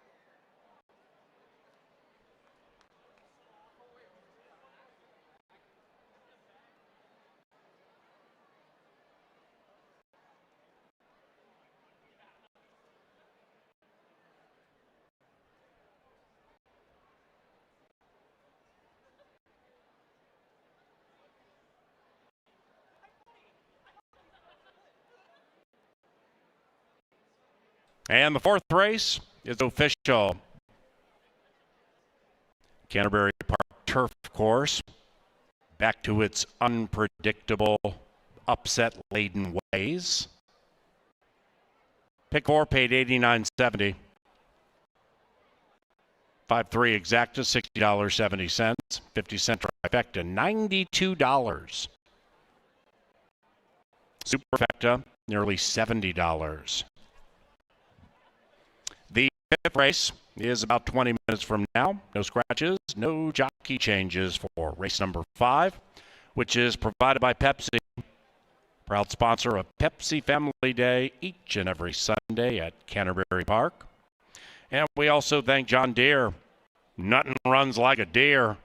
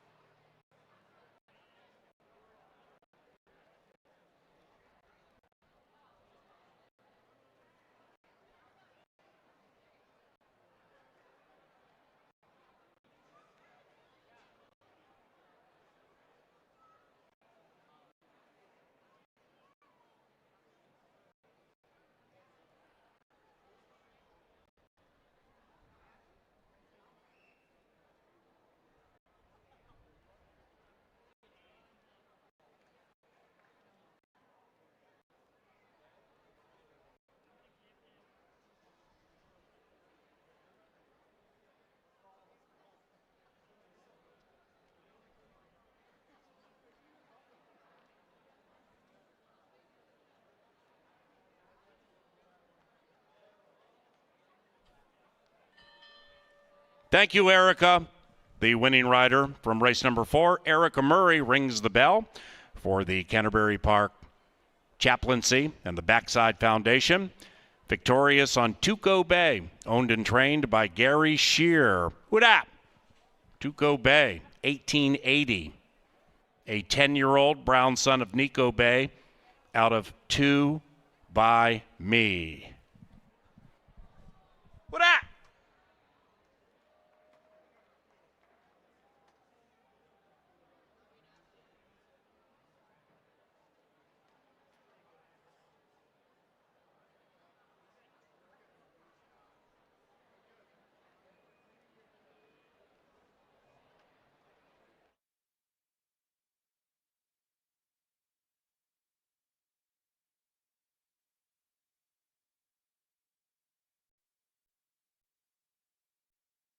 The bell well. Cliff Diver flies out of the gate on the wide side. So does Loring Park and Eddie G. And the bookenders go 1-2 around the first turn. It's Loring Park and Cliff Diver. Behind them, Mike Calante giving way in third to the veteran Tuco Bay at 8-1. After that, Mr. Navigator, 4 lengths from the speed battle and about the same distance clear from El Joy. Around the turn they go, and the 6 now are covered by 5, and they're chasing the 1. Loring Park by half a head. In fact, make it nearly half a length now. Cliff Diver right alongside. After that, we have Mr. Navigator to the inside of Tuco Bay, who appears to be spry on this Saturday night. That's the second pair. The final pair would be Michael Lante giving way about 5 lengths from the lead to El Joy.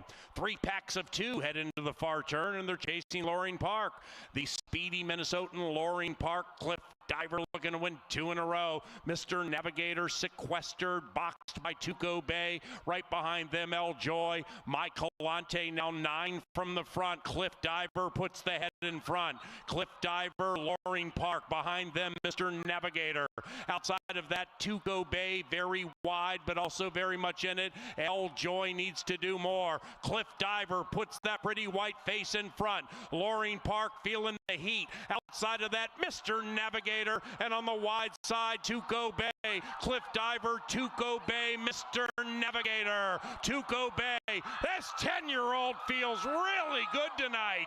Tuco Bay at 8-1 prevails.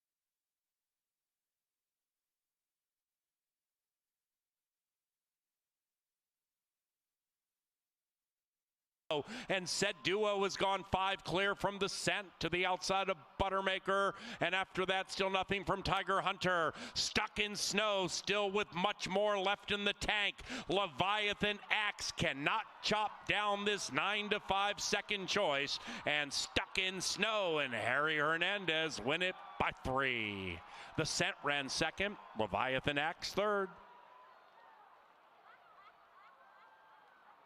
And Bayou Candy, 5 wide, but in it, Baby Doll Peach looking for a safe place to run. It is Hattie Bloom by a half from Morally Complex, who's tired. Where's Maryland? Outside of that, Bayou Candy and Drama Speaker chasing Hattie Bloom. Hattie Bloom is 8-5, and Hattie Bloom is victorious. Put a Q around race 2.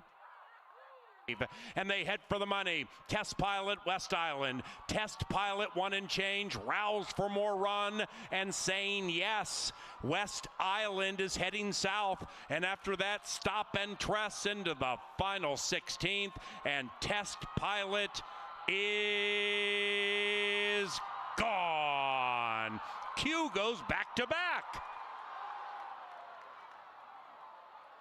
Much in it. L. Joy needs to do more. Cliff Diver puts that pretty white face in front. Loring Park feeling the heat. Outside of that, Mr. Navigator. And on the wide side, Tuco Bay. Cliff Diver, Tuco Bay, Mr. Navigator. Tuco Bay. This 10-year-old feels really good tonight.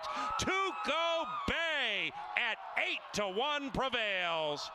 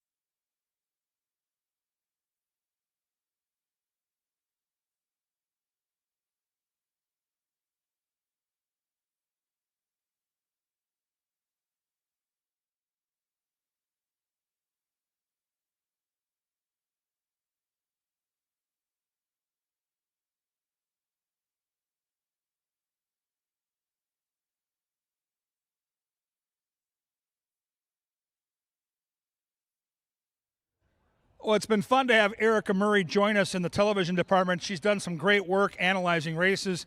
She's done some great work in the saddle, too, and she gets the old 10-year-old Tuco Bay home. Keep an eye on Gary Shear's barn.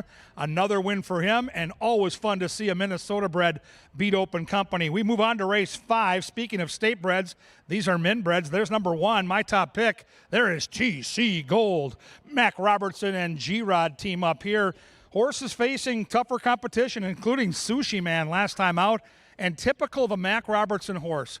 Gorgeous-looking specimen here in the walking ring. The handler can barely hang on to this horse. He's getting dragged around in that Chicago Bulls hat. So I'm a fan of TC Gold. I'm also a fan of the fact that the horse is 3-1. Yes, please. Number 2 is Heavenly Conveyance. Very quick horse. Good-looking gray as well. If this horse is able to get loose, he's going to be a handful to beat for sure. We'll see if he can do it. There is other speed signed on, but this might be the speed of the speed. For Cubs fans out there, especially this year, tip of the sky for my old man Ryan Sandberg, my favorite Cub growing up, who wore number 23. This is Rhino de Grace. If you watch Cubs baseball in the 80s, you know exactly about that combination. Bruce Rieken trains Jermaine Bridgemahan, the pilot.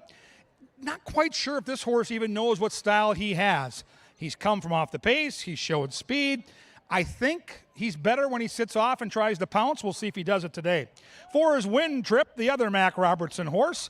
This horse has third time off the layoff, faced Open Company last time out. On deck, number 5 is I'll Make Bank. To me, the X factor in the race. The 2 is clearly the horse to beat, and the fans have recognized that. But the 5, I'll Make Bank, really wants to go. If the 2 and 5 hook up, it could set it up for somebody to sit off the pace.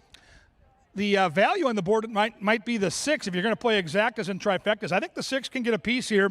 This is way up north, Leslie Mowing for Bruce Rieken. This horse absolutely will be off what could be a very, very fast pace on paper. 7 is Max Chero. More speed here for Joel Burnt. Constantino Roman, his go-to guy in the saddle. We'll see what kind of trip they work out. I'll say this, the outside post gives the jockey some significant strategy advantages. He can put that horse into a good tracking position and get the trip. Anytime you see Joel Burns at 9-1, you got to raise your eyebrows a little bit. That guy's too good a trainer to be that price. Minnesota breds going 6 furlongs, some of the faster min breds on the grounds. It's Canterbury Park. It's race number 5. It's a pick 5 puzzler coming up and coming at you next.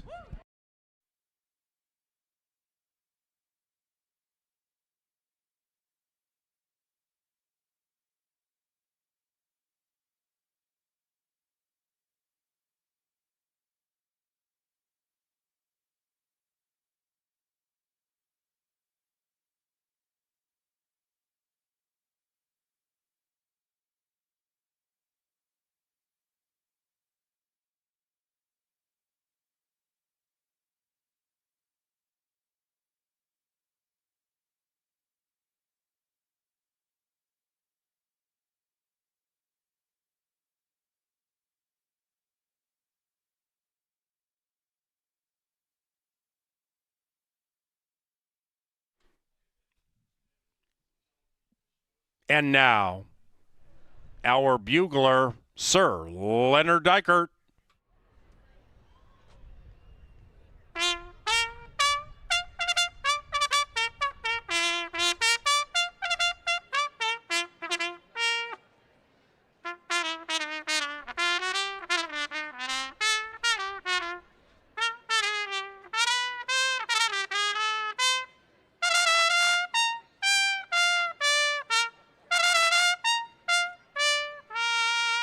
Here they come for race number 5.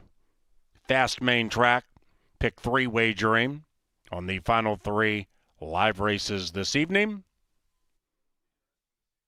No scratches.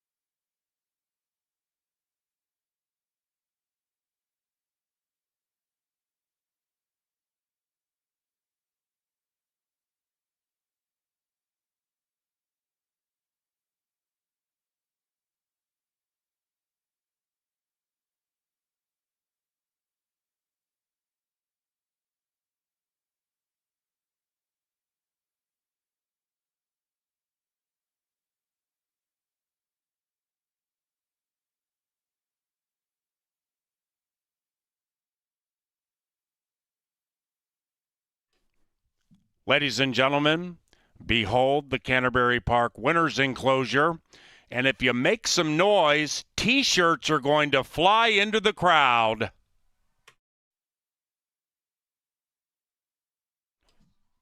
Louder.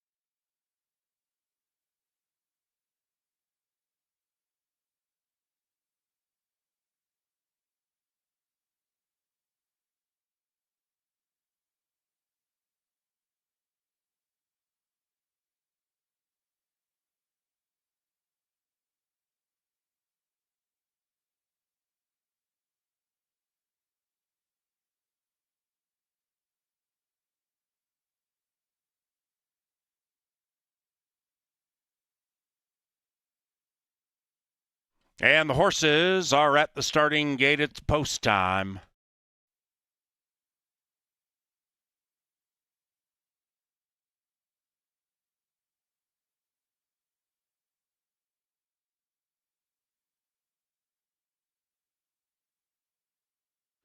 Heavenly Conveyance with the Hot Jock. Even money.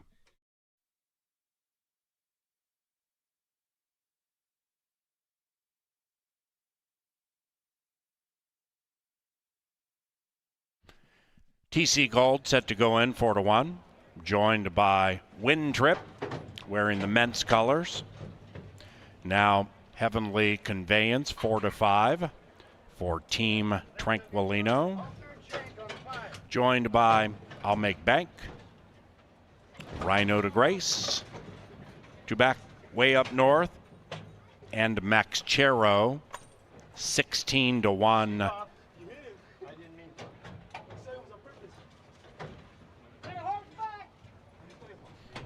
There in the gate. And they're racing.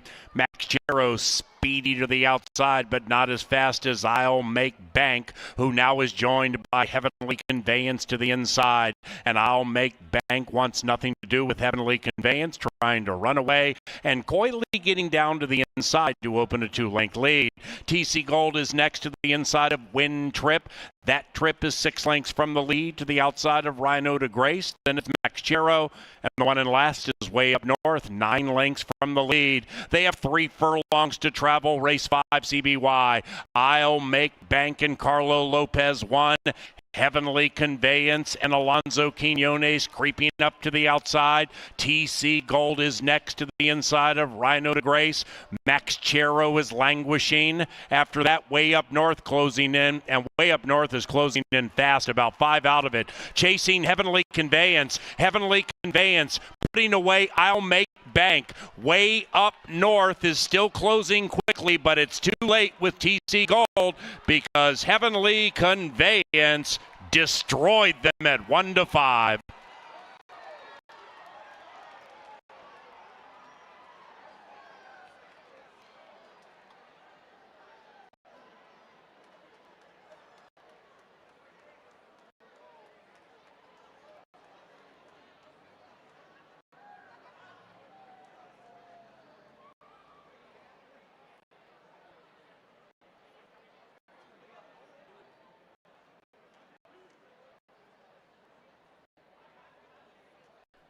Number 2, Heavenly Conveyance.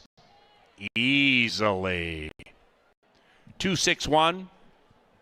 And a photo for the bottom part of the superfecta. 111.46. Race 5. The Valentina Tranquilino.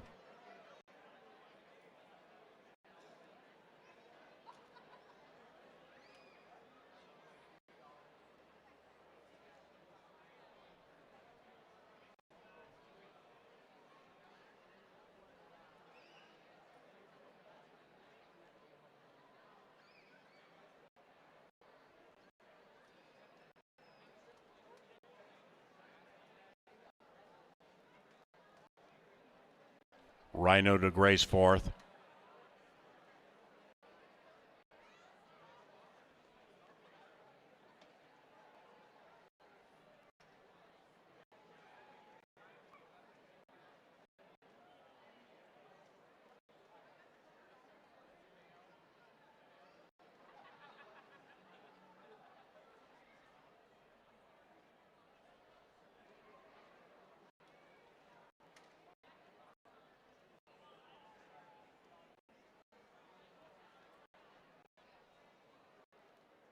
The 5th is official.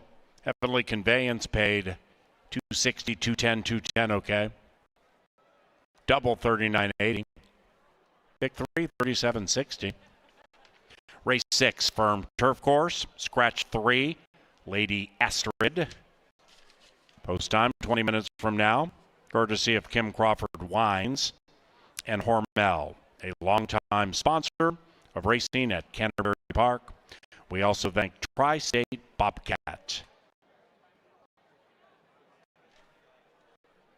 To the winner's enclosure, Heavenly Conveyance, 3 victories tonight for jockey Alonzo Quinones.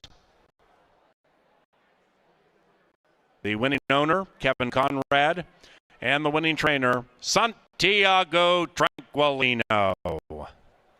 Heavenly Conveyance is a 4-year-old gray son of Conveyance out of Demi Delight, bred in Minnesota by the winning owner, Kevin Conrad.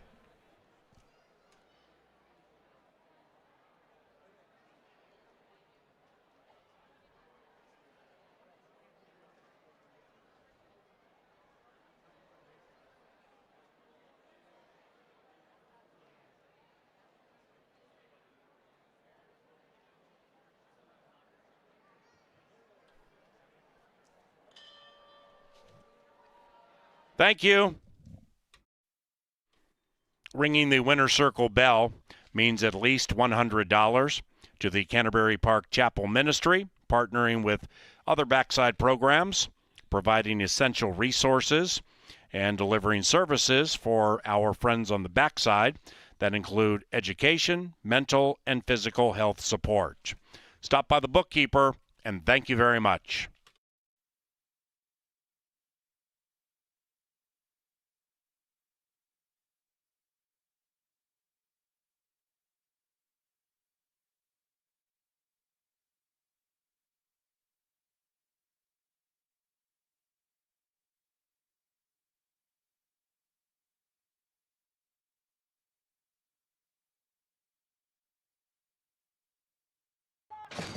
And they're racing.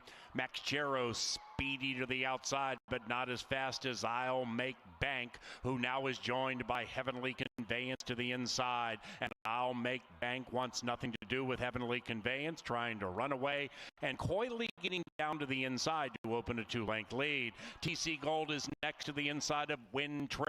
That trip is 6 lengths from the lead to the outside of Rhino to Grace. Then it's Max Chero. And the one in last is way up north, 9 lengths from the lead. They have 3 furlongs to travel. Race 5, CBY. I'll Make Bank and Carlo Lopez 1. Heavenly Conveyance and Alonzo Quinones creeping up to the outside. TC Gold is next to the inside of Rhino to Grace. Max Chero is languishing. After that, way up north closing in. And way up north is closing in fast, about 5 out of it. Chasing Heavenly Conveyance. Heavenly Conveyance putting away I'll Make Bank. Way up north is still closing quickly, but it's too late with TC Gold because Heavenly Conveyance destroyed them at 1-5.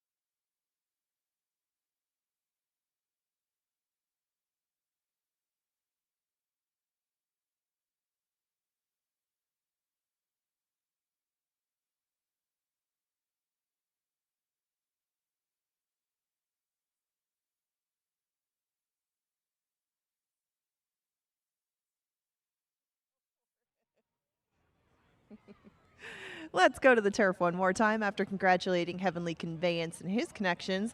Blowout win by him and another one for Alonzo Quinones.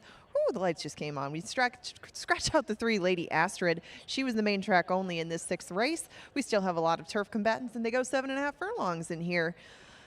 I get the feeling maybe that I was supposed to pick a certain horse, but I thought there was a lot of speed in here, and Joe Costa would be a beneficiary if all that speed tied up. She's the rail horse, and Constantino Roman will be aboard her again. They were 4th last time around. She wasn't really too far out of it at any point, but she didn't really make much of a move. But from the inside, at least she should be able to save ground. And last time she fell a little bit further back than maybe she would want to. Atomic Habits is Paul Allen's pick, and last time she went on the dirt, but prior to that, she did make a very victorious turf debut. She won by a length and a half that day. It wasn't like she just got up by a nose. She crushed that field, and she did that again from off the pace. I thought that would be the benefit for some of the runners in here that don't have speed, because there's an awful lot of speed to deal with, and they got to deal with the party girl on the front end. That is Angela's party girl and Betty Jo Williams. I know that they are going to be in front for at least a part of this, and just question how far, because there is some pace competition to her outside. If she can get clear, she's gone. That's how this filly works, and Angela's party girl has done that 9 times in her life. Not all of them wire to wire, but she does like being in control right from the start,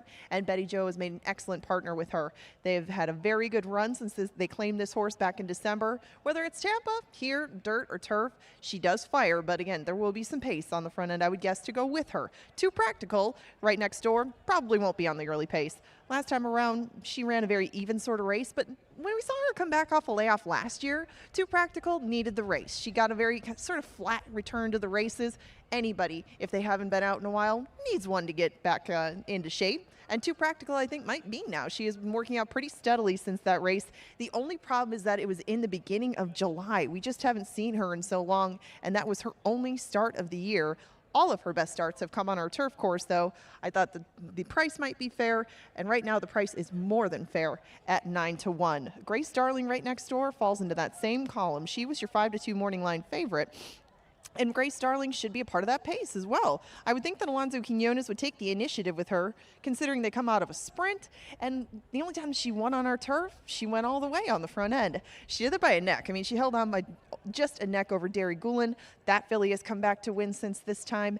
And Grace Darling has a good record for herself when she's going a little bit shorter on these distances on turf. Whether it be a mile or 7.5, she is tough. And I think that she should be in a very good spot, especially at 7-1. Sharp Attitude right next to her.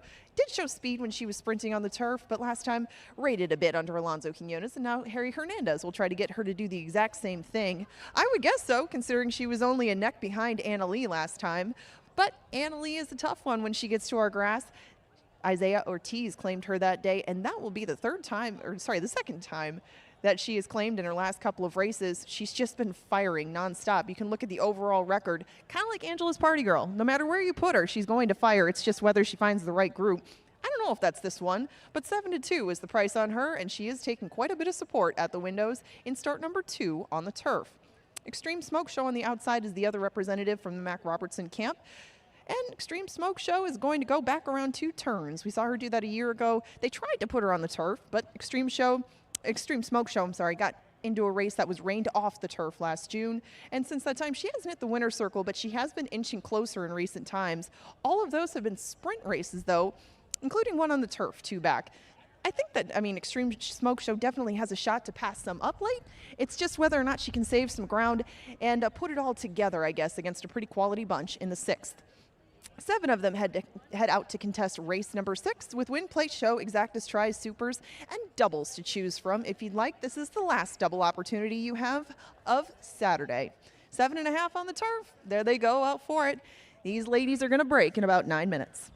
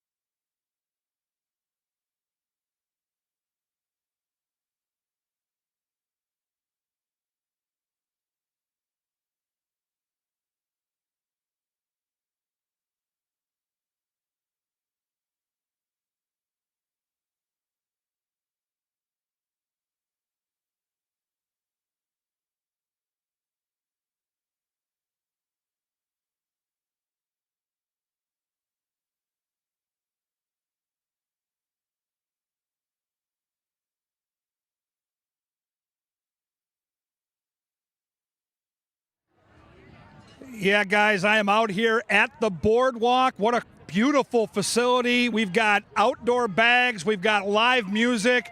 We've got Canterbury Park front and center. And yes, we've got on our races right here. It is cool because you can see the first turn as they head to the backside. They come right on by. Outstanding food. Jeff Madej says the best French fries that he's ever had in Shakopee. That's saying something, but it's a big crowd. It's a party crowd, and if you want to play the races, you've got a window right here to do so. I'm on Joe Costa here. I've got a lineup of fans waiting to do it. We got the Cotton Man out here. Yeah, Cotton John is here, PA's neighbor. Got done mowing Paul's lawn and came out here to get some refreshments. It's a really cool vibe. It's a great hangout. It's called the Boardwalk, and you can watch and wager on our great races at Canterbury. We got PA right here calling the races on the big screens. A wonderful place to take it all in, guys.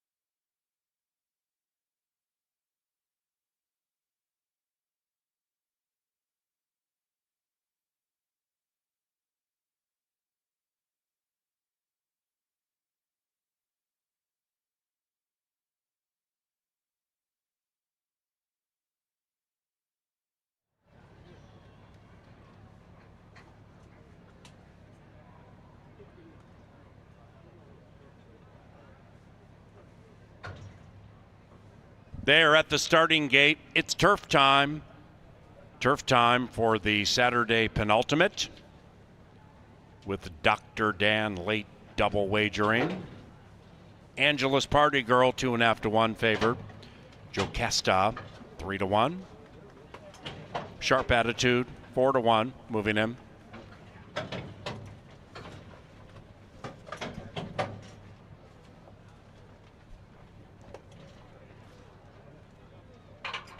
We have 2 back. Sharp Attitude and Extreme Smoke Show. 1 out. Roan, Daughter of Frosted, goes in. All right. They're racing. Another perfect start.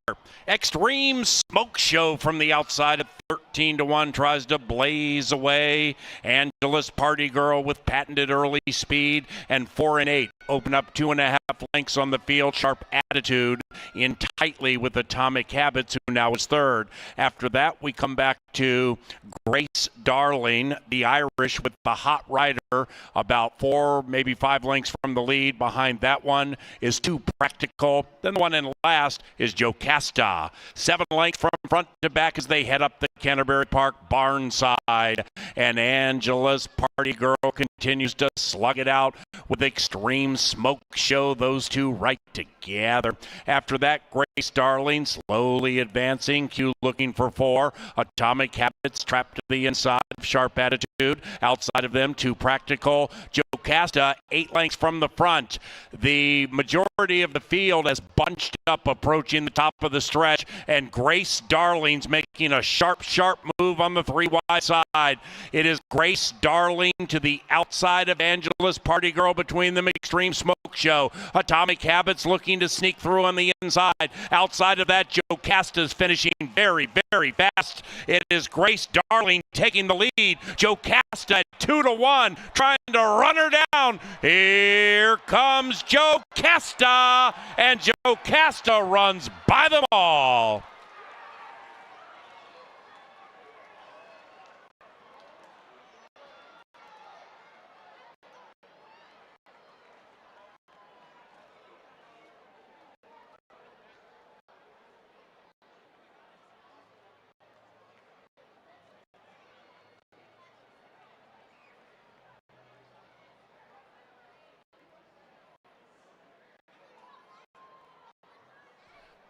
It's Who Dat times 3. Number 1, Jocasta, first. 1, 6, 5, 8.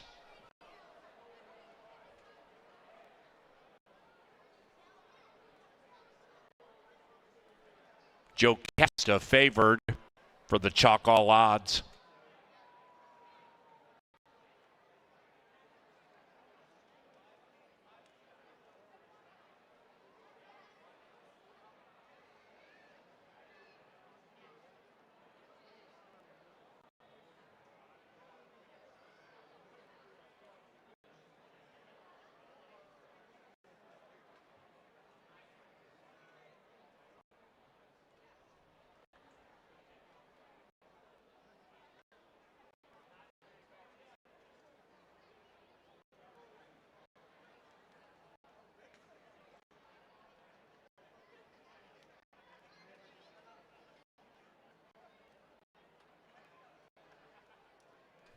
Race 6 official. A trifecta paid $59.25. Superfecta $70.35. The 7th is our lucky last. Fast main track. Scratch 6, big producer. 8 battle 20 minutes from now. The 7th is courtesy of Quick Trip and By the Yard.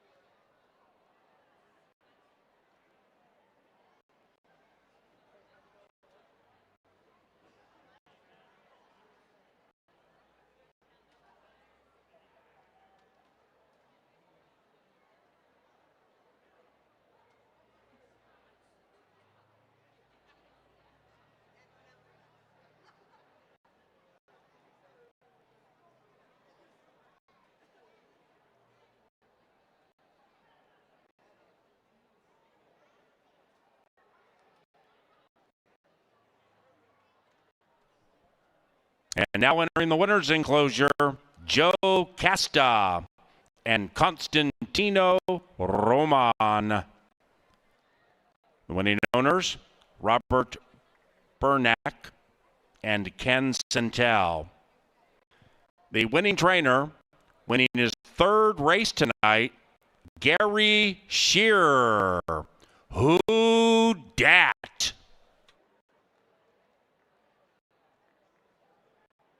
Who dat?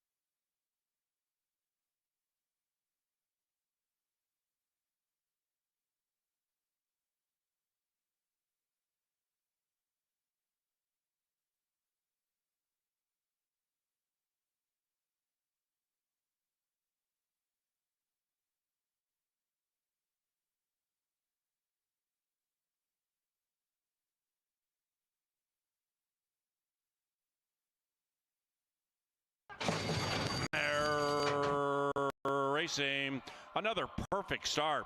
Extreme Smoke Show from the outside at 13-1 tries to blaze away. Angela's Party Girl with patented early speed, and 4 and 8 open up 2.5 lengths on the field. Sharp Attitude in tightly with Atomic Habits, who now is third. After that, we come back to Grace Darling, the Irish, with a hot rider about 4, maybe 5 lengths from the lead. Behind that one is Too Practical. Then the one in last is Joe Casta. 7 lengths from front to back as they head up the Canterbury Park barn side. And Angela's Party Girl continues to slug it out with Extreme Smoke Show. Those two right together. After that, Grace Darling slowly advancing. Q looking for 4. Atomic Habits trapped to the inside of Sharp Attitude. Outside of them, Too Practical. Joe Casta 8 lengths from the front. The majority of the field has bunched up approaching the top of the stretch, and Grace Darling's making a sharp move on the 3 wide side. It is Grace Darling to the outside of Angela's Party Girl. Between them, Extreme Smoke Show. Atomic Habits looking to sneak through on the inside. Outside of that, Joe Casta's finishing very, very fast. It is Grace Darling taking the lead. Joe Casta at 2-1, trying to run her down. Here comes Joe Casta, and Joe Casta runs by them all.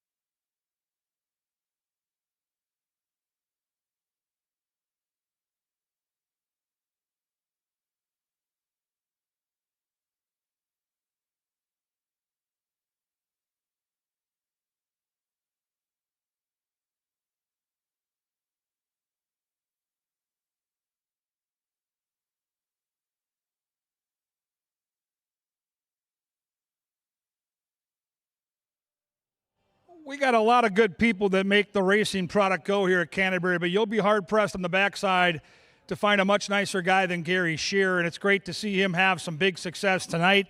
He gets his third win on the card with Joe Costa, who comes from way back to get the money in race 6. Congratulations to Who Dat Nation and Mr. Gary. I talked about it today at the races show with Bruce Meyer, the Oracle. Dirt races at Canterbury have been very chalky this year, but this last race to me might have the most meat on the bone of many we've seen all year. This is a really cool race to handicap. I saw 6 or 7 different legitimate win candidates here. What it means for you, the players, is if you can find the exacta, trifecta, or superfecta here, you might need a wheelbarrow to get that money home, because this thing could really pay if the sequence is right. And look at the betting, how spread out it is. I respect the 5. The 5's the horse to beat. But like I said, I think the competition here is deep. And we'll start with a sharp horse, number 1, Crocodile Hunter. The Q's red hot in the saddle. Tim Padilla training at an alarmingly high rate, and the horse just loves to win. Back-to-back wins for Crocky. The only thing I don't like about it is the post draw. I really felt that the post position draw here kind of forces the hand of Alonso.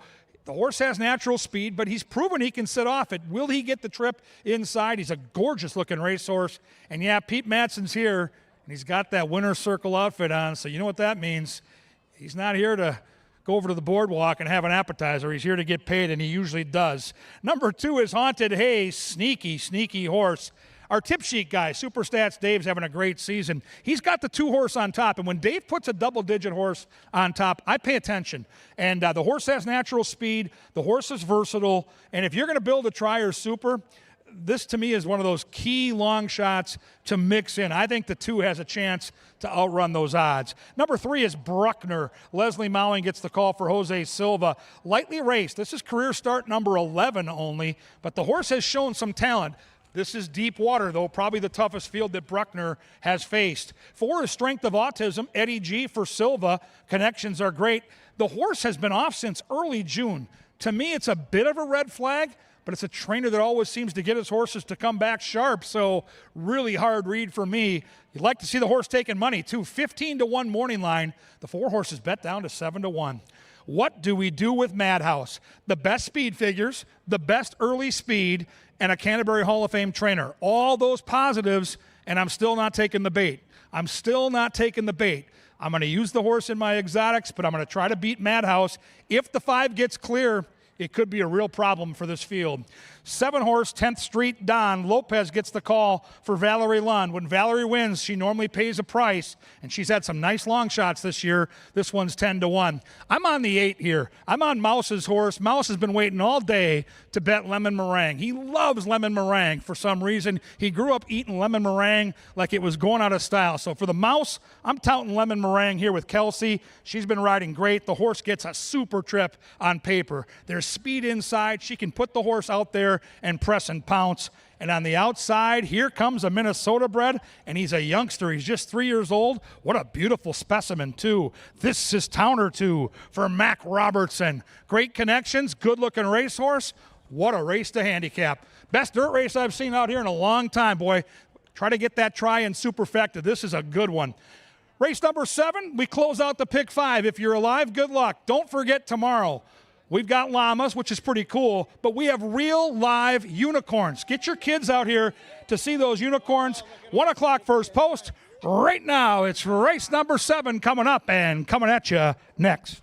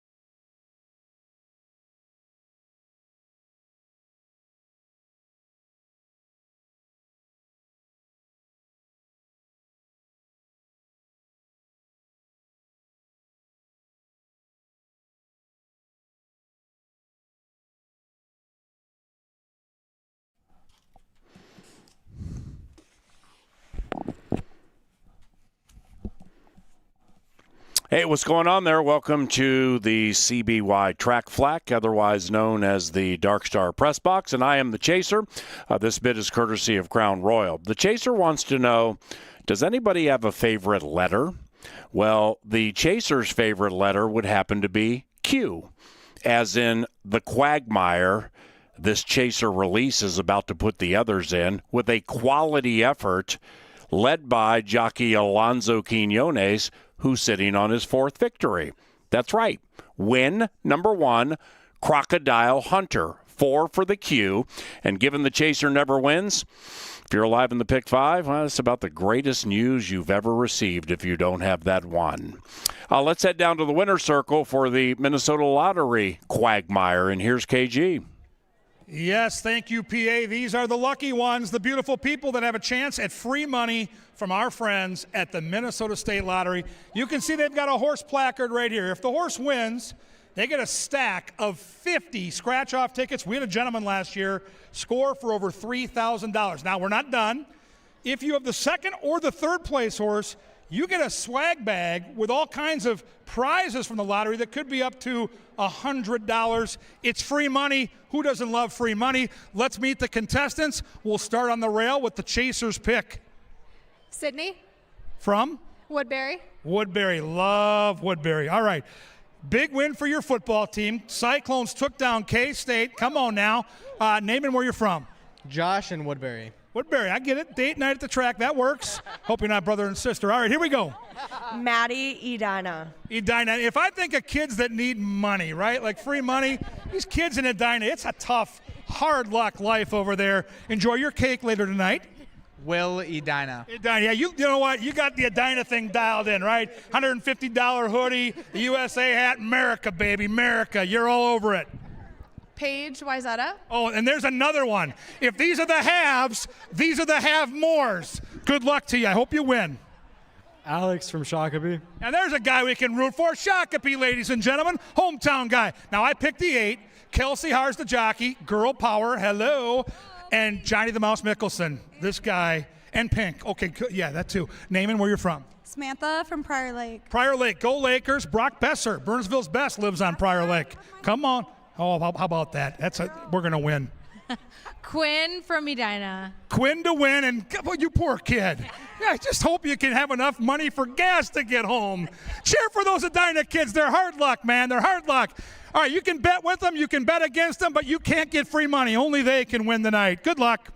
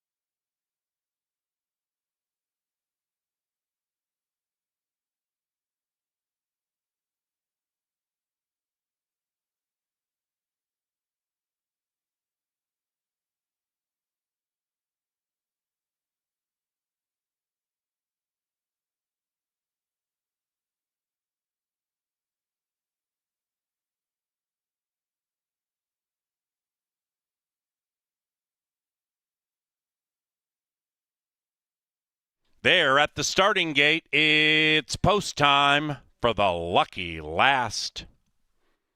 Great day to bring the kids tomorrow, Pepsi Family Day. We race unicorns and llamas tomorrow, beginning at 1. CanterburyPark.com for info.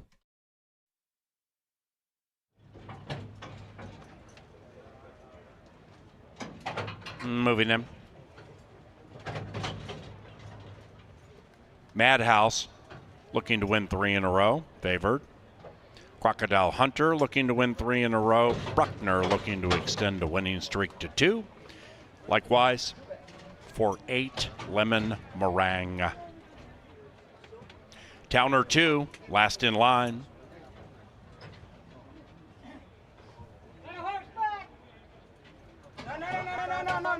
Eight in the gate for the finale.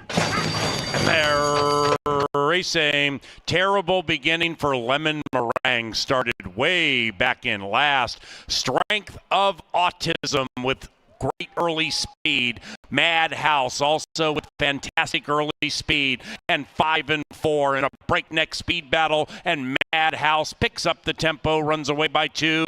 Crocodile Hunter in the clear, 3 lengths from the lead to the inside of Hunted Hayes.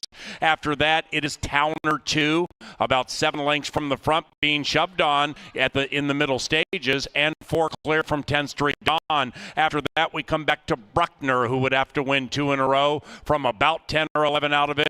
And then last is Lemon Meringue. Round about the quarter pole, Madhouse with mad speed, and Madhouse leads it by 5. In second is Towner 2. Outside of that, Strength of Autism. Then on the inside, 10th Street Dawn. Into the final 150.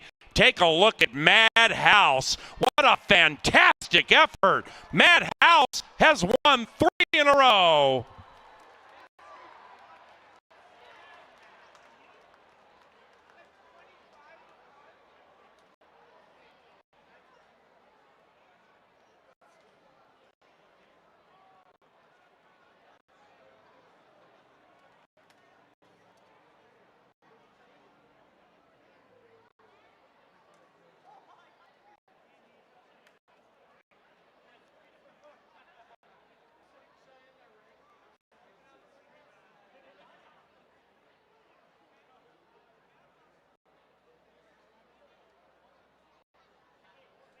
Number 5, Madhouse, first.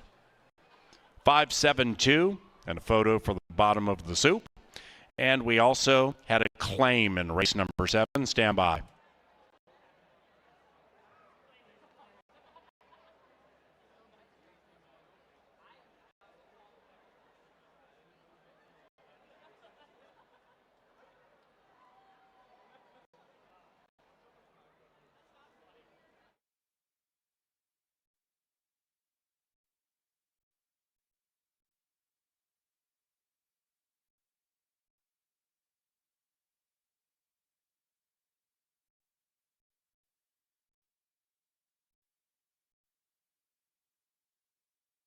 Final time, 109.60. Flashy by Madhouse.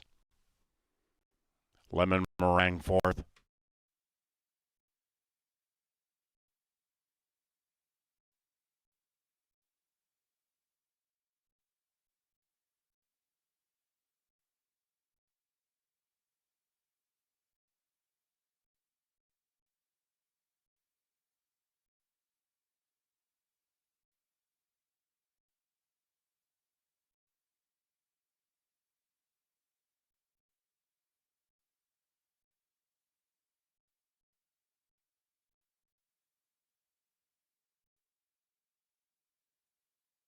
And Saturday is official.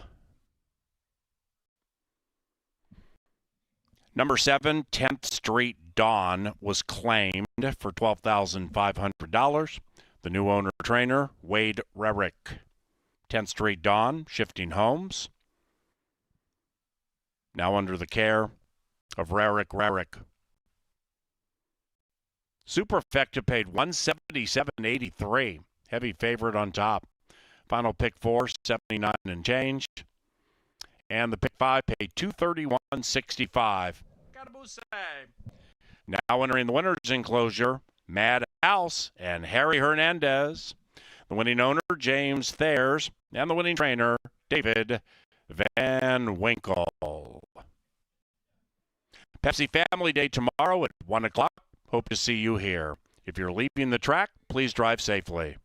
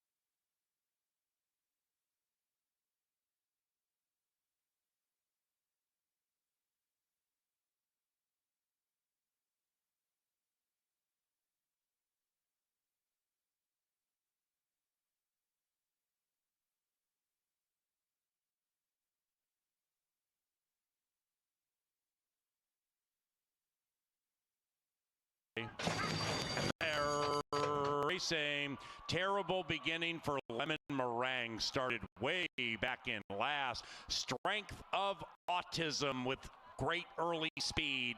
Madhouse also with fantastic early speed. And 5 and 4 in a breakneck speed battle. And Madhouse picks up the tempo, runs away by 2. Crocodile Hunter in the clear, 3 lengths from the lead to the inside of Haunted Haze. After that, it is Towner 2, about 7 lengths from the front, being shoved on in the middle stages, and 4 clear from 10th Street Dawn. After that, we come back to Bruckner, who would have to win 2 in a row from about 10 or 11 out of it, and then last is Lemon Meringue. Round about the quarter pole, Madhouse with mad speed, and Madhouse leads it by 5. In second is Towner 2. Outside of that, Strength of Autism. Then on the inside, 10th Street Dawn. Into the final 150. Take a look at Madhouse. What a fantastic effort. Madhouse has won 3 in a row.